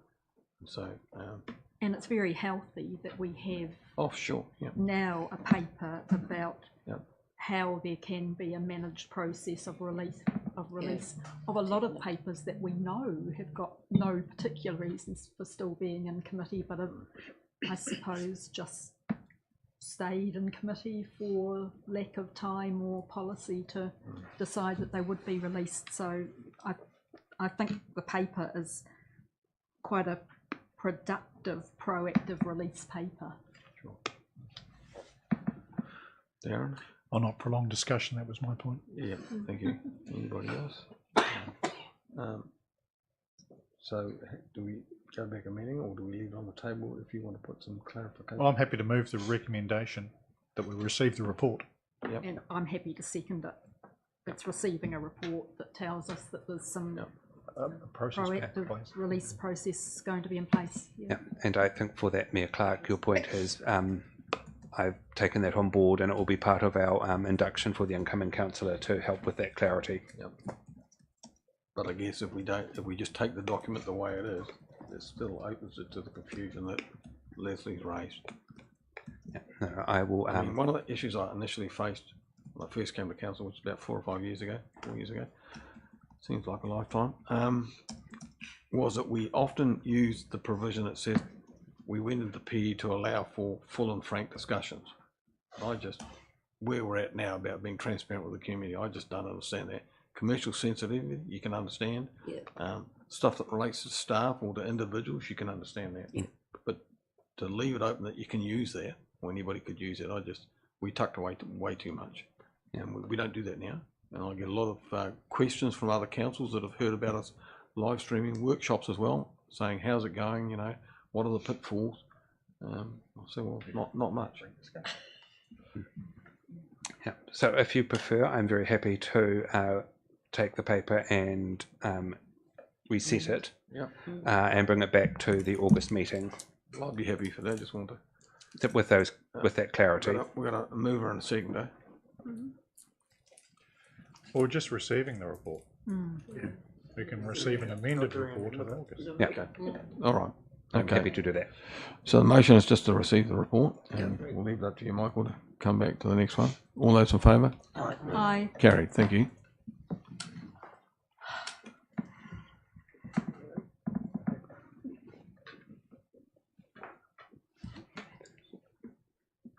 So we're on to tab 11, which is the issue that we had the workshop on earlier today about the STV versus first past the post system.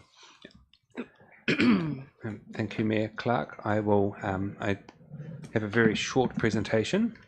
First, I just want to acknowledge the massive amount of work that the community engagement team did, Rhiannon and her team, but especially Amelie, who has returned to France.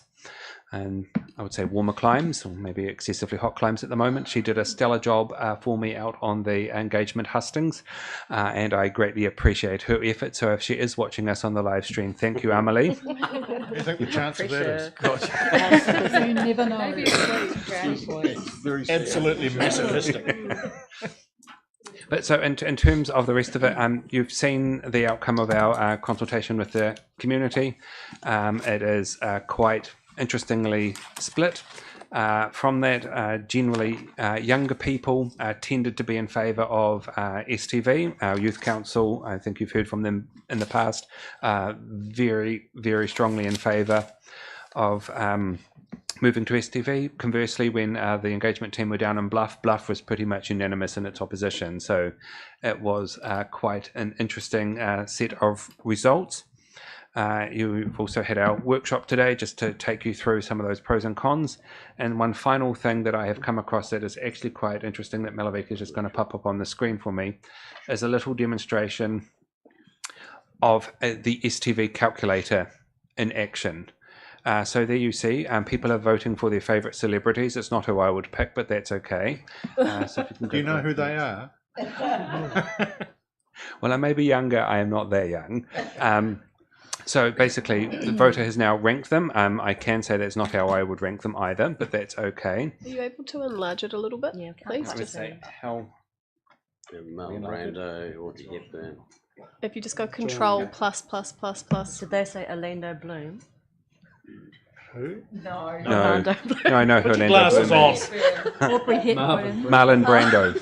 John Lennon. Marlon Brando. Or that. Yeah. Marilyn Monroe. Elvis Presley. Yeah, there we are. Thank you. Right. So this is how. Yeah. So no, not. Marilyn, John Thank you, Lennon, Trish. Elvis, or not their top one. So next. They're all dead. Who would you vote for, Mike? The what? My voting preferences are not not relevant to this discussion. Thank you very much. So, right, so the votes are all counted in our nice calculator. We'll go next. Getting giddy. Right, so the red line tells us, as Warwick explained earlier, that's the total number of votes divided by the positions plus 1. So you've got that. So everyone who has put their first preference in, as you can see, Brando and Munro are both over the line, so they would be considered elected. Oh, look, there we are. I'm advanced. So the rest of so all the other votes for the people who said Marlon and Brando and Munro are my first elected people, then will get redistributed to their second preferences. And then some people only voted for one person, so they only voted for Marlon Brando because they just loved him so much. That's it. Their votes don't go anywhere else. Their preferences aren't distributed, and so oh, you've gone fast. So that gets recalculated. So that's dropped out, and this becomes not transferable, which changes the quota. It goes backwards. So the next round, which just for there, basically they've worked out that Elvis, sadly, the king has left the building because there's no chance he is going to get elected. So all his second preferences, so the people who voted for him on their first preference, they all then get redistributed to the next, their second preference. So we can go to the next one. And then those people do it again, goes through, Audrey drops out, and John Lennon becomes our third councillor. So and again, so you get your non-transferable votes of those people who have only given 1 or 2 preferences. So this process continues until everyone gets elected. So it was actually quite a useful visual demonstration of how the STV calculator works. It is available on our website as part of our STV consultation. And with that, I will now leave it to you for your discussions, but I'm here for any questions.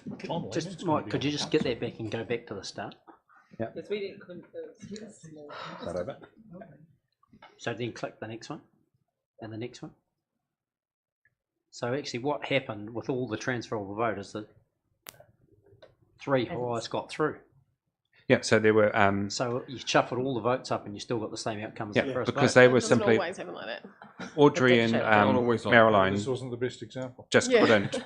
They just compared to them, they weren't. Oh, right. Weren't favoured by these voters.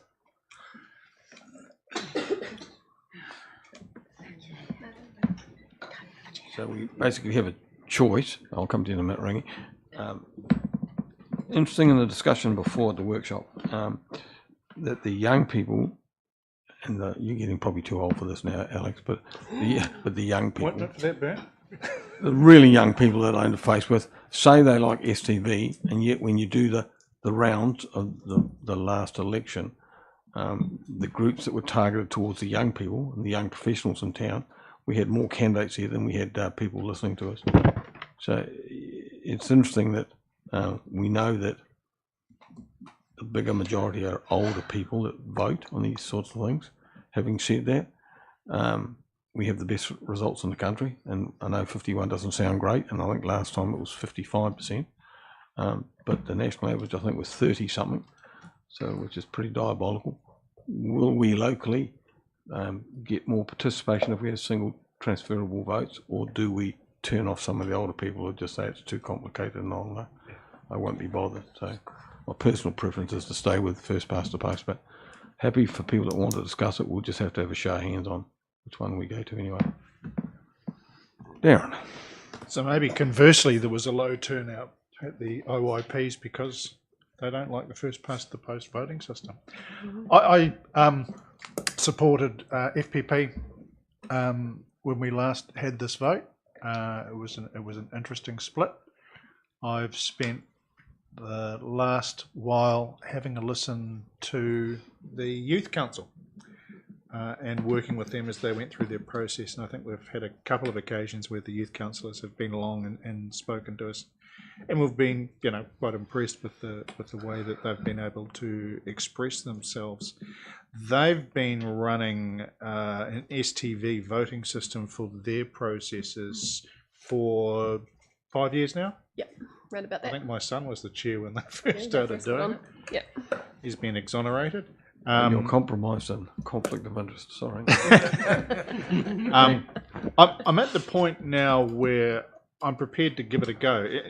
And it's tough because there's a real split in the feedback that we've had.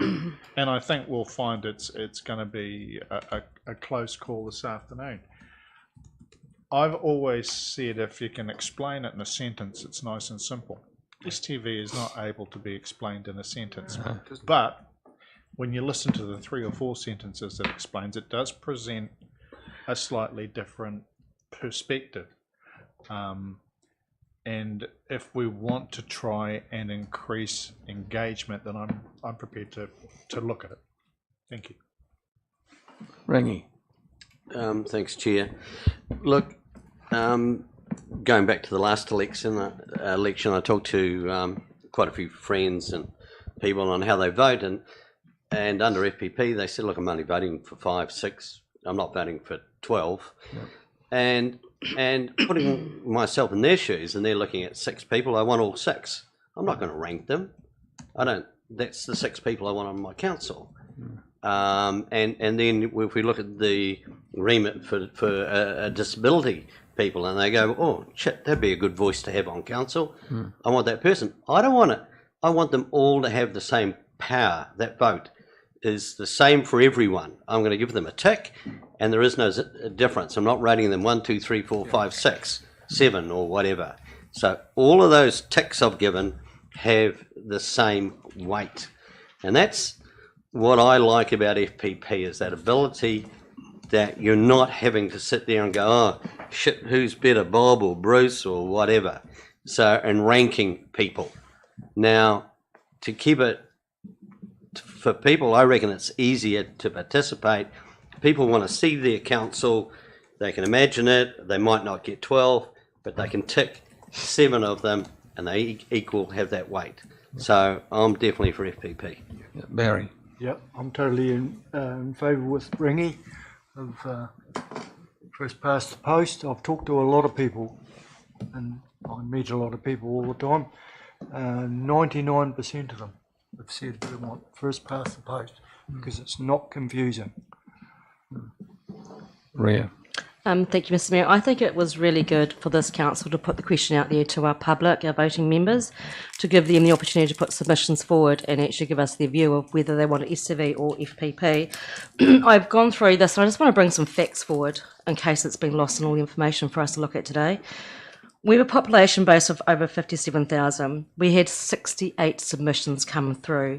37 of those wanted to change to STV. 31% of those wanted to stay with first past the post. That equates to 0.12% of our public putting through a submission on this. Looking at that, we've all been told today that we don't need to consult with our community whether to go forward with this or not.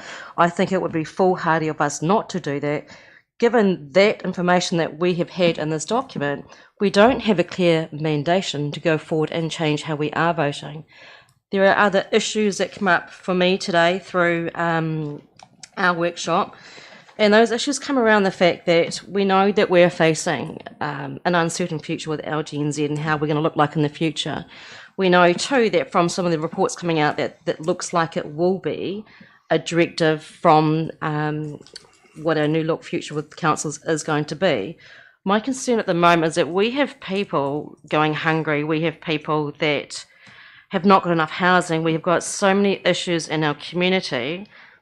Just as equally we have some positives, I think it would be okay for us to actually wait until we have a firm directive as to what our future is going to look like. I think it's not going to make us look bad or be undemocratic to anybody out there in our voting public or our community to actually just have a bit of caution and wait to see what our future looks like and what our futures for our communities look like under local government and local council. I also noted that it says that this was a cost-neutral exercise, and we looked at what the count could be for STV votes in the workshop, and it said it was $12,000, 12K, but we didn't actually have the information there to show what our first past the post was. And I want to just quickly I really believe heavily in our democratic right to have a vote in New Zealand. What I did not appreciate, and although it might have been in a joking gesture, was for a pom-pom poll to be taken. I did not appreciate that at all. That's just my personal opinion. It's not anything against staff or anything. Democracy is really important in this country, and I didn't quite appreciate that a pom-pom vote could be taken as to what the flavour in the room on the day was for those attendees for the LTP. But I'm at this stage, I'm happy to wait and stick with our first past the post. Leslie. Thank you, Mayor Clark. So, as the only person in the room who has been elected both in first past the post and STV elections, I just wanted to say right at the start, first past the post is actually all about ranking. When you vote in a first past the post election, you are effectively ranking the candidates. Whether or not you put a tick or a number beside them, you are actually ranking the candidates in a first past the post election, and you are saying, I'm voting for that person or I'm not.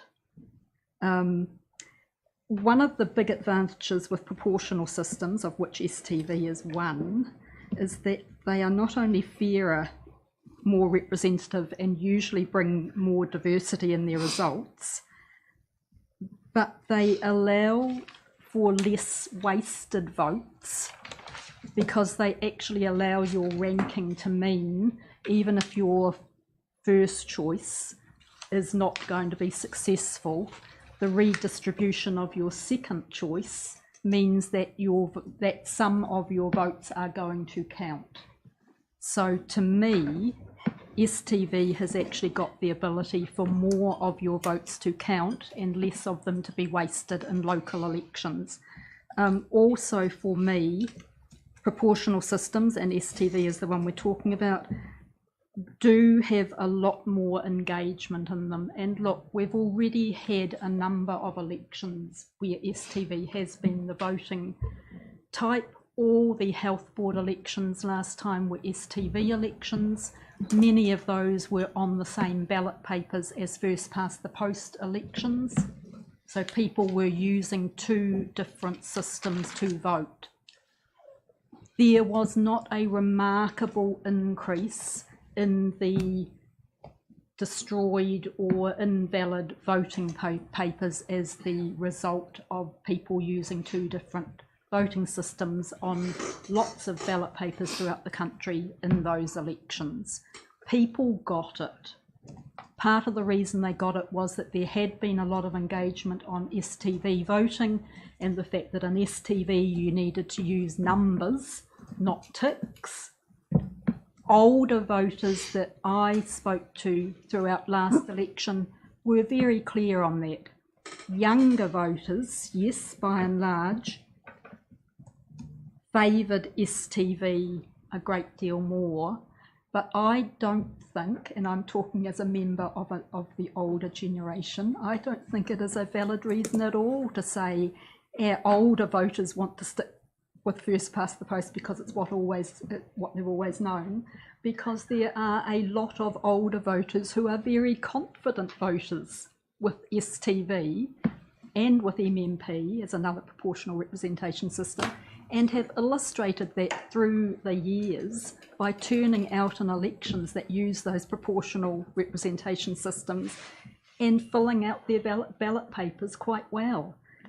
For me, the advantages of STV being fairer, more representative, meaning that more votes overall count and fewer are wasted, just means that the time has come to actually say, let's change to a proportional representation that gives people more ability to find at the table at least some of the people they have voted for with their STV votes.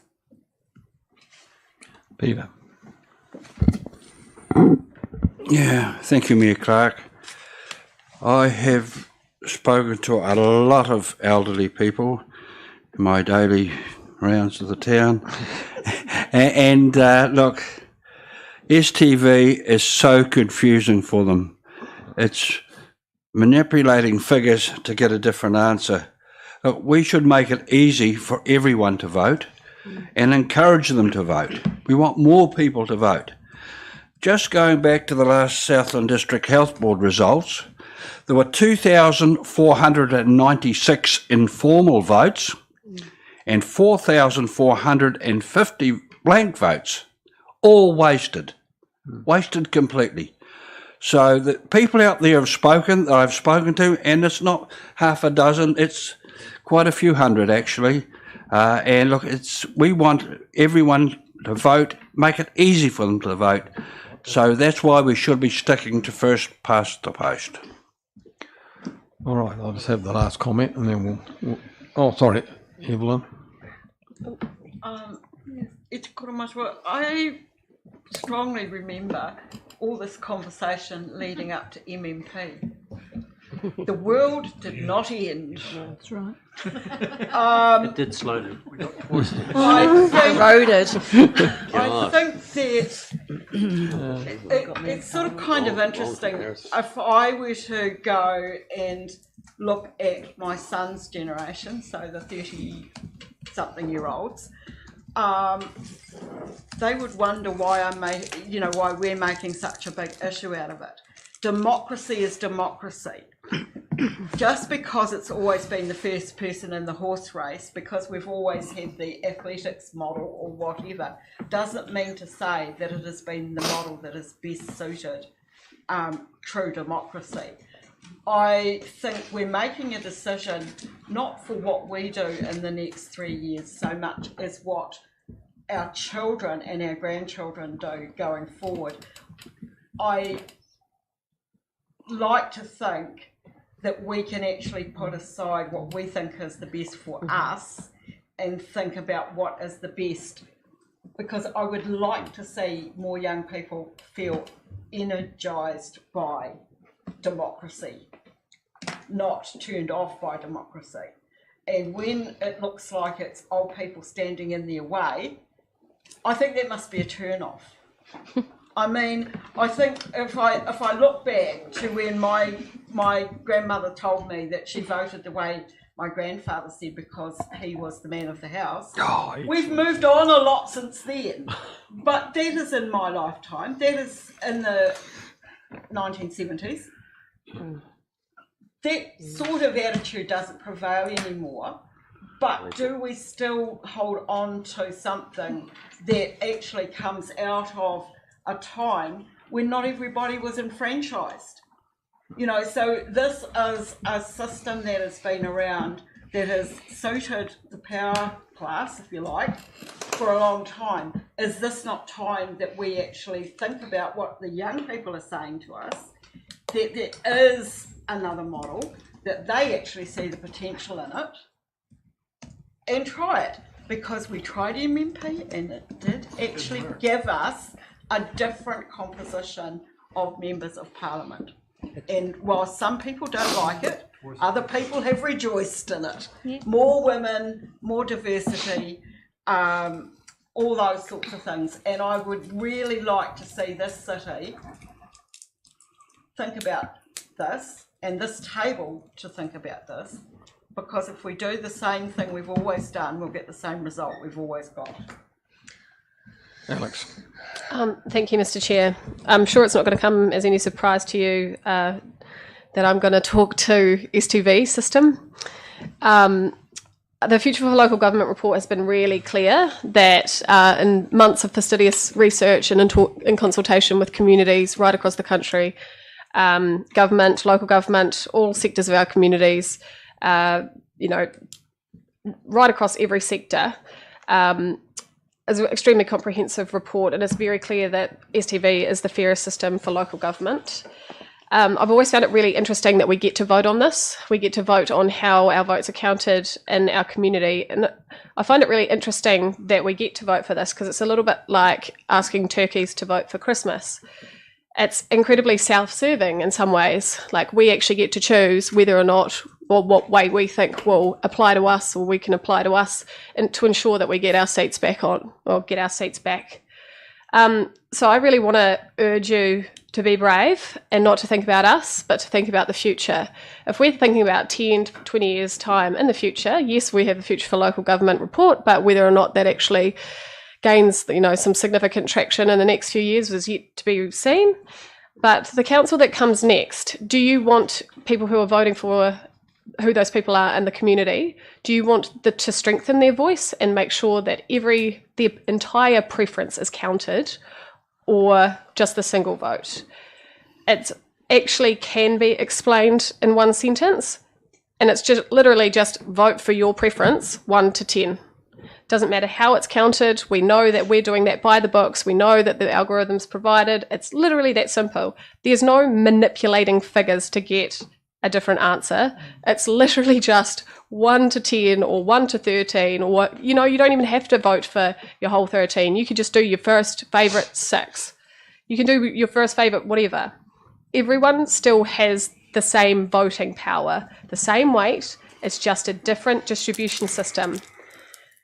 Honestly, Invercargill deserves a fairer voting system. I truly believe we should be thinking about future councils, and we should be setting ourselves up and our future up for the most voice, or the most strengthened voice, and the most voices to be counted amongst that. I think I'm going to leave it there, but elected bodies with broader representation is most likely to be reflective in an STV system, and we've been able to see that in history. We'll just leave you with, please be brave. Grant. Yeah, just have to sort of pick up on a couple of points there, Alex. People get 12 choices when they vote for the council, not one. So, it's not just one vote. We get 51% turnout here, and we're an SMV. You look at those other councils that are STV, and their vote's a lot lower. I agree with Peter's point around the fact that, this is about getting people to exercise their right in democracy, not confusing them about how the voting system works. And I think there's a real risk that we put people off if they have a confusing system. I think we've got to really work hard to get more people to exercise the democratic process.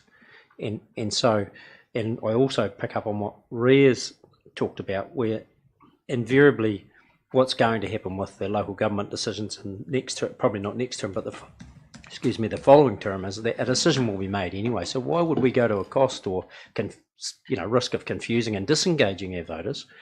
Stick with the system we've got, and then central government. And the other point I want to raise is I see this as a little bit of a sort of cop out by central government. Instead of taking it to a referendum themselves, they're asking local governments to sort of be the testing ground and see if it's popular, and then run with whichever tide it runs with. So I think they lack a bit of fortitude, and if they really believe it's the way forward, then come out with a referendum and get into it. And all the polling shows the referendum would be in favour of single transfer. If first past the post. So, I just can't. I support the first past the post because of those reasons. Barry. Yeah, it worries me that everyone's bringing up this MMP carry on, because it's probably one of the worst things that happened to our government. Because we've got a lot more MPs than we need. We went down that road, and to me, it's not successful at all. Do you know there are 2 former MMP members in I don't care. I think you have to be a little bit more on to understanding how that works and making a generalised statement like that. So anyway, Leslie's going to have the last word before I wrap it up. That was enough. Thank you. I was just going to point out that the statement that it's clear that if there was a referendum, first past the post would come out on top is rather put the lie to by the fact that the last referendum on a voting system in New Zealand delivered MMP, a proportional system. So I think that was not a particularly helpful comment. I've said I've said as much as I can about why we should be brave and go for single transferable vote. I've said it before, and I will continue to say it. And that's fine. Look, I'll put it to the vote in a minute. Just a couple of things from me. I don't have any skin in the game, as you know, because next election I won't be here. I'm worried that if we tinker with the system, given that we've got a whole lot of other reform going on in local government anyway, we potentially, if we've got this wrong, risk the fact that we're the top council in the country for voting patterns, have been for quite some time. I think we were 51 and previously 55. The national average is in the mid-30s. They're nearly 20%, 15% lower than us. I don't think young people are going to vote because we've got STV or not. I just think they don't vote. They're not interested in local government politics. They're interested in a whole lot of other things. The only way for me, in my view, to gather the young people would be have online voting, and the government's not brave enough to go there yet, or the Electoral Commission isn't. I think you're right, Grant, that it's really interesting that the general election for the electorates is not held on STV. It's first past the post. And again, while the document, yes, it is. Ria's looking at me strangely. It's first past the post for the electorate MPs. And then on the issue of 16-year-olds voting in our election, government's not brave enough to put that to the general election either. So you're quite right. We are a bit of a testing pot for that.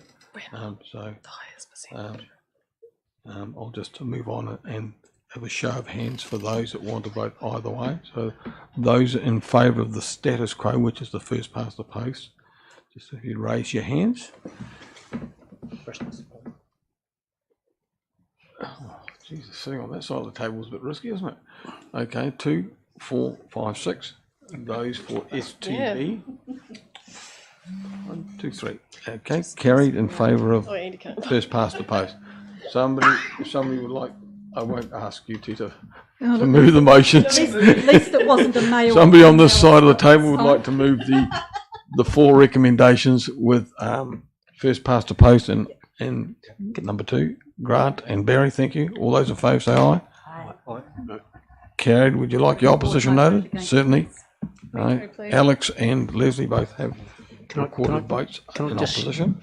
Excuse me, can I just share some information around the last vote on it? 46% first past the post, 16% single transferable vote. Yep. Sorry, what for where? What are you That's the talking last poll on the voting system. 46% in favour of single first past the post. For where? For New Zealand. What poll are you talking about? Yeah. One online here. We can't see your iPad, sorry. Well, Google it. New Zealand voting system referendum. Yep. Okay. Moving on to No, one more. I just think you can do it. Okay, so to item number 13. Yep. So it's tab 12. Tab 12. Those of you following along. So this is the opportunity about once every thirdly, doesn't sound quite as good as quarterly, we try and bring the attendance register we've got to you so that you can make any corrections that you may notice in there. As noted, first time around, it's something we regularly get Lagoima requests for. So if you've got some issues, the ideal is to just email them through to the team and I so we can correct that. And thank you, Councillor Crackett. We have noted your apologies and for the the Community Wellbeing Fund meeting and the extraordinary one that you did put an apology in for that was missed by my team. So that is our fault. Does the apologies that we spoke about in PX the other day get carried over? That will be corrected from today. Sorry for my period of leave. Yes. Yeah.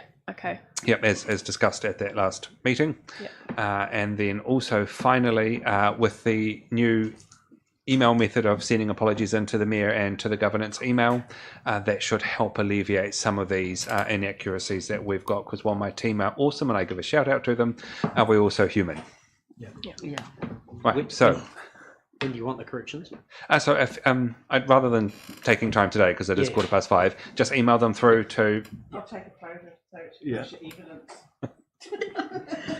Just email them through to my Just email them through to governance. through to the governance team. And Mr. Mayor, I think Michael Day may have wished to add something. No.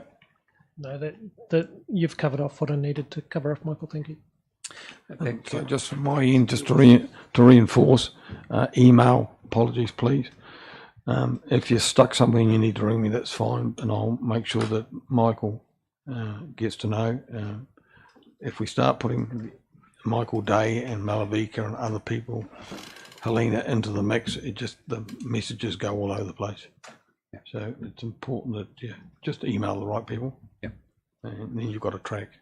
Yeah. And I've shared that governance email with you all, so send that to that. My team will have access to that, so that we will make sure it's recorded.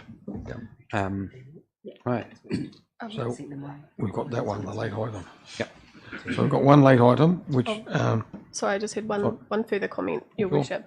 A while back, we also had a conversation around workshops and attendance in workshops. Yep. And I remember we'd spoken about additional commitments, like for me, Charlotte, and work and stuff like that. And we'd spoken about whether or not it was mandatory to be in attendance at those workshops, or whether or not, because they were being live streamed online, that if I was unable to make one, I could just watch it online, make sure that I was still across everything.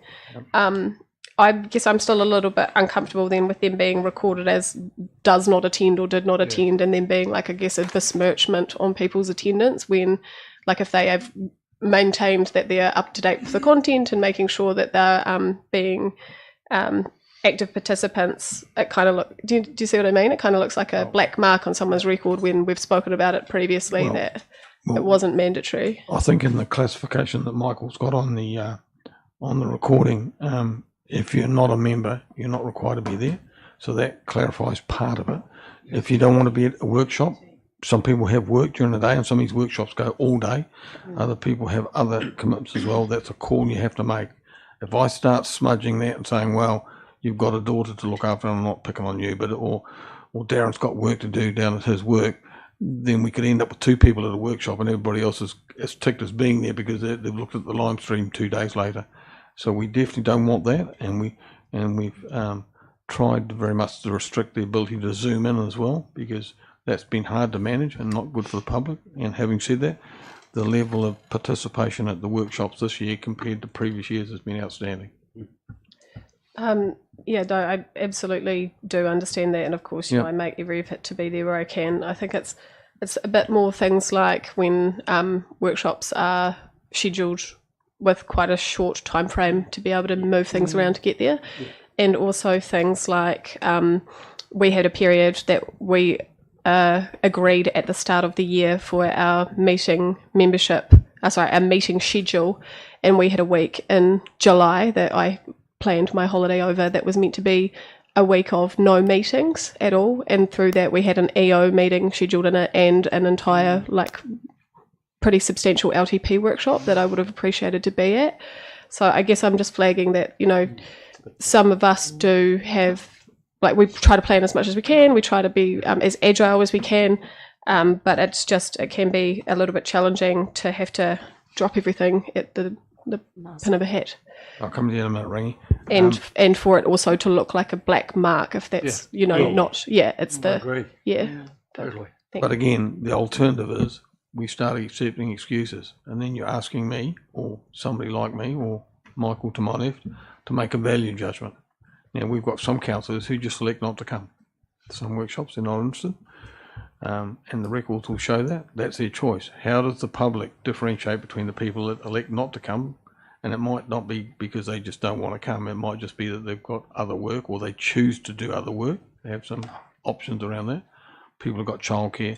I mean, where do you stop all this? The public want to know. Look, I honestly don't believe that the public are going to judge anybody by their attendance rates, because, and Alan won't mind me talking about this, but a couple of years ago when he was a younger man, before he started his family, he was in Vietnam for a while. And he was quite absent about that. But people, I think, look at the quality of the participation when you are there, not whether you're not there on one particular meeting out of 4. I'll take that as a compliment, Your Worship. Yeah, I don't think it does. I think people... Thank you. I mean, I get feedback about who contributes and who doesn't contribute. We get a lot of that. So, I don't see that as a black mark. Hello, Rhea's looking sheepishly there. No, I think, No. Mayor Clark, if people could apologise for workshops, it's an easy way to capture the fact that you can't attend. And certainly, Councillor Cricket, I take your point on what happened in that week of July. That wasn't our intention when we set that week to be free. So we will work with our planning teams to make sure that where we've got those weeks set aside, that they are actually kept free. EO meetings are accepted because there's not a lot we can often do about that. But workshops, I take your point. Thank you. A similar point really, because I make every effort to attend all the workshops and all the meetings, but in actual fact, because there's not an expectation that we should attend some of these things, if I were to apologise, for example, for risk and assurance this morning, it wouldn't have been recorded because I'm not expected to be there. And I think that that's the situation that a lot of us find ourselves in. We try and come. The fact that we're not always able to doesn't mean that we're not interested or that we don't value. There has to be some other way, I think, of recording this as opposed to did not attend or what's the other one? Well, NA, which not a member. Not applicable. Yeah. So I mean, if we are as non-members allowed to apologise for those things and that apology to be received, I think even if it's not recorded in the minutes, if it's acknowledged on these spreadsheets would be helpful, because I think it shows about people's engagement. Yeah, so I think we could do that for workshops and workshops as they relate. Committees, we would need to keep that because the fact you didn't attend a committee meeting that you're not a member of, you're not expected to be there.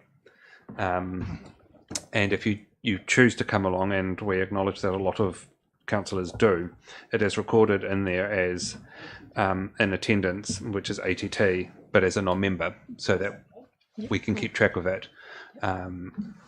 Yeah, we don't want to try and make it any more complicated than it already is, but it is information that we regularly get asked for, and we do our best to compile. And so my subsequent question is, will this be up on the website tomorrow morning? Well, it's part of the agenda, but no, we do not publish it separately. So the issue we had last term was that we had the whole of council approach, which means everybody had to be on all the committees, and we went away from that, and good that we did this term, because it's really important that people be on the committees where they have an interest. Otherwise, we end up with a lot of apologies or absenteeism, or people just sat there and said nothing for the whole meeting and couldn't wait till it was finished, and it was really obvious. So, it's all good stuff, and I'm quite happy to explain to people, if anybody wants to know, that if you're not a member of a committee, there's no obligation to be there. If you wish to come along, that's great. But if you're not, there's no obligation, because we don't want everybody at every meeting. That doesn't achieve anything. If people want to come along because it's something on the agenda they like, that's great too. Barry. Yeah. Sorry, Ringy. Oh, Ringy first. Thanks. Look, I think around the table there is a complete respect for all elected members. Yep. And that if someone's not here, they're not here for a bloody good reason, and they're just not here. The fact that the way it's recorded, I've got no problem. You can put a big black marker pen beside it or whatever. It's really irrelevant. You're not there because of a good reason, and end of story. And it's not a tally that get remunerated on or get censored on. So I see no problem in what Michael does at all. Look, as I said before, I think last time we did the LTP review, which is the cycle we're into now, some of the workshops at the end of that cycle, we were getting 3 and 4 people to it. It must have been debilitating for staff to come along and present for a couple of hours and have 2/3 of the councils basically not interested anymore. So it's a credit that we're getting really good turnout this time, and I think part of that is it. People have got the message that if staff put the effort in, then we've got to be here to listen to it wherever we can. Barry? Yeah, as far as that last second workshop we had just recently, I inadvertently sent my apology to Darren because I thought he was chairing it. So I did pass it on. Yeah. But It is It is a very, perfect very example, difficult for the but chairs if they I get got apologies at confused the last minute. Yeah. Now I know. Yeah, no, that's all right. No, we're not here to make it hard for people. Leslie? Thank you. I was just going to say, as long as members of the public read the legend, as well as looking at the actual filling in, the legend covers everything. And I think as far as the DNA goes, the most concentration of the DNA has actually been in the workshops. And I think it's probably a timely reminder to everybody that you actually do need to apologise for workshops, which we are all expected to attend, as much as you need to apologise for committees of which you are a member. And I think perhaps people have got into a habit of thinking of workshops as another category where an apology is not necessary, and I think it's just a good reminder to everybody to apologise for workshops just as you would for a committee meeting. I mean, I expect members to manage their workloads, both workloads here and elsewhere. I mean, I've skipped a few meetings recently or gone out partway through. I mean, I'm ex officio on everything, and I start off by thinking I'm going to attend them all and I'll get 100%, but there's times I need to go and do other work, other council work, and I look through the agenda and I think, well, there's actually nothing there that's all that needing of my attention or input, so I make a choice. Or I go and say to the chair, can you, as I did this morning, can you do item 4 first, and then I need to go. So I think that's all good stuff. I missed anybody? Darren's the lucky last one. Excellent. What a way to finish. He says modestly. Look, I think attendance is way better now than it used to be. I was at a couple of those workshops last year when there were 2 governance members and a lot of staff, and it was a little disheartening, particularly for the staff. But I balance that off with the fact that in the last term we also had a hell of a lot of workshops around working together, and it did absolutely exhaust councillors and our time and our ability to manage other roles that we have. So it is easier, but I would also note that actually it's starting to creep back up again, and we just need to be, I'll be quick now, expeditious in how we deal with business.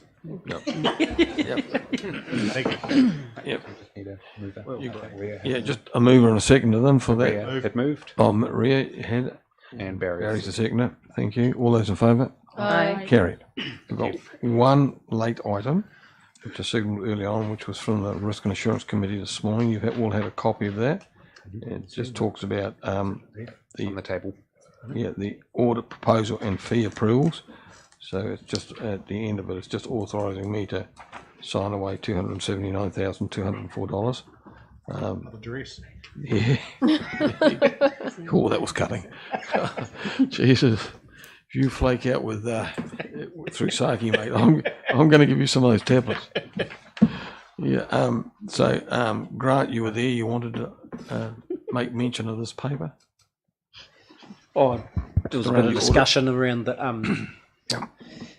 the audit fee and the how the as have been worked out, and I think personally myself, I was in favour of a fixed price contract to just make sure Audit New Zealand, are fully committed to getting it done and getting it done within the years which they've estimated, noting the fact that they've underestimated the years in previous audits quite substantially. So that was my only view, but the committee did vote in favour. And I was similar. I've had discussions with Michael to my right and with Bruce and with the Audit New Zealand lead as well around this whole issue that it just seems to be a blank check.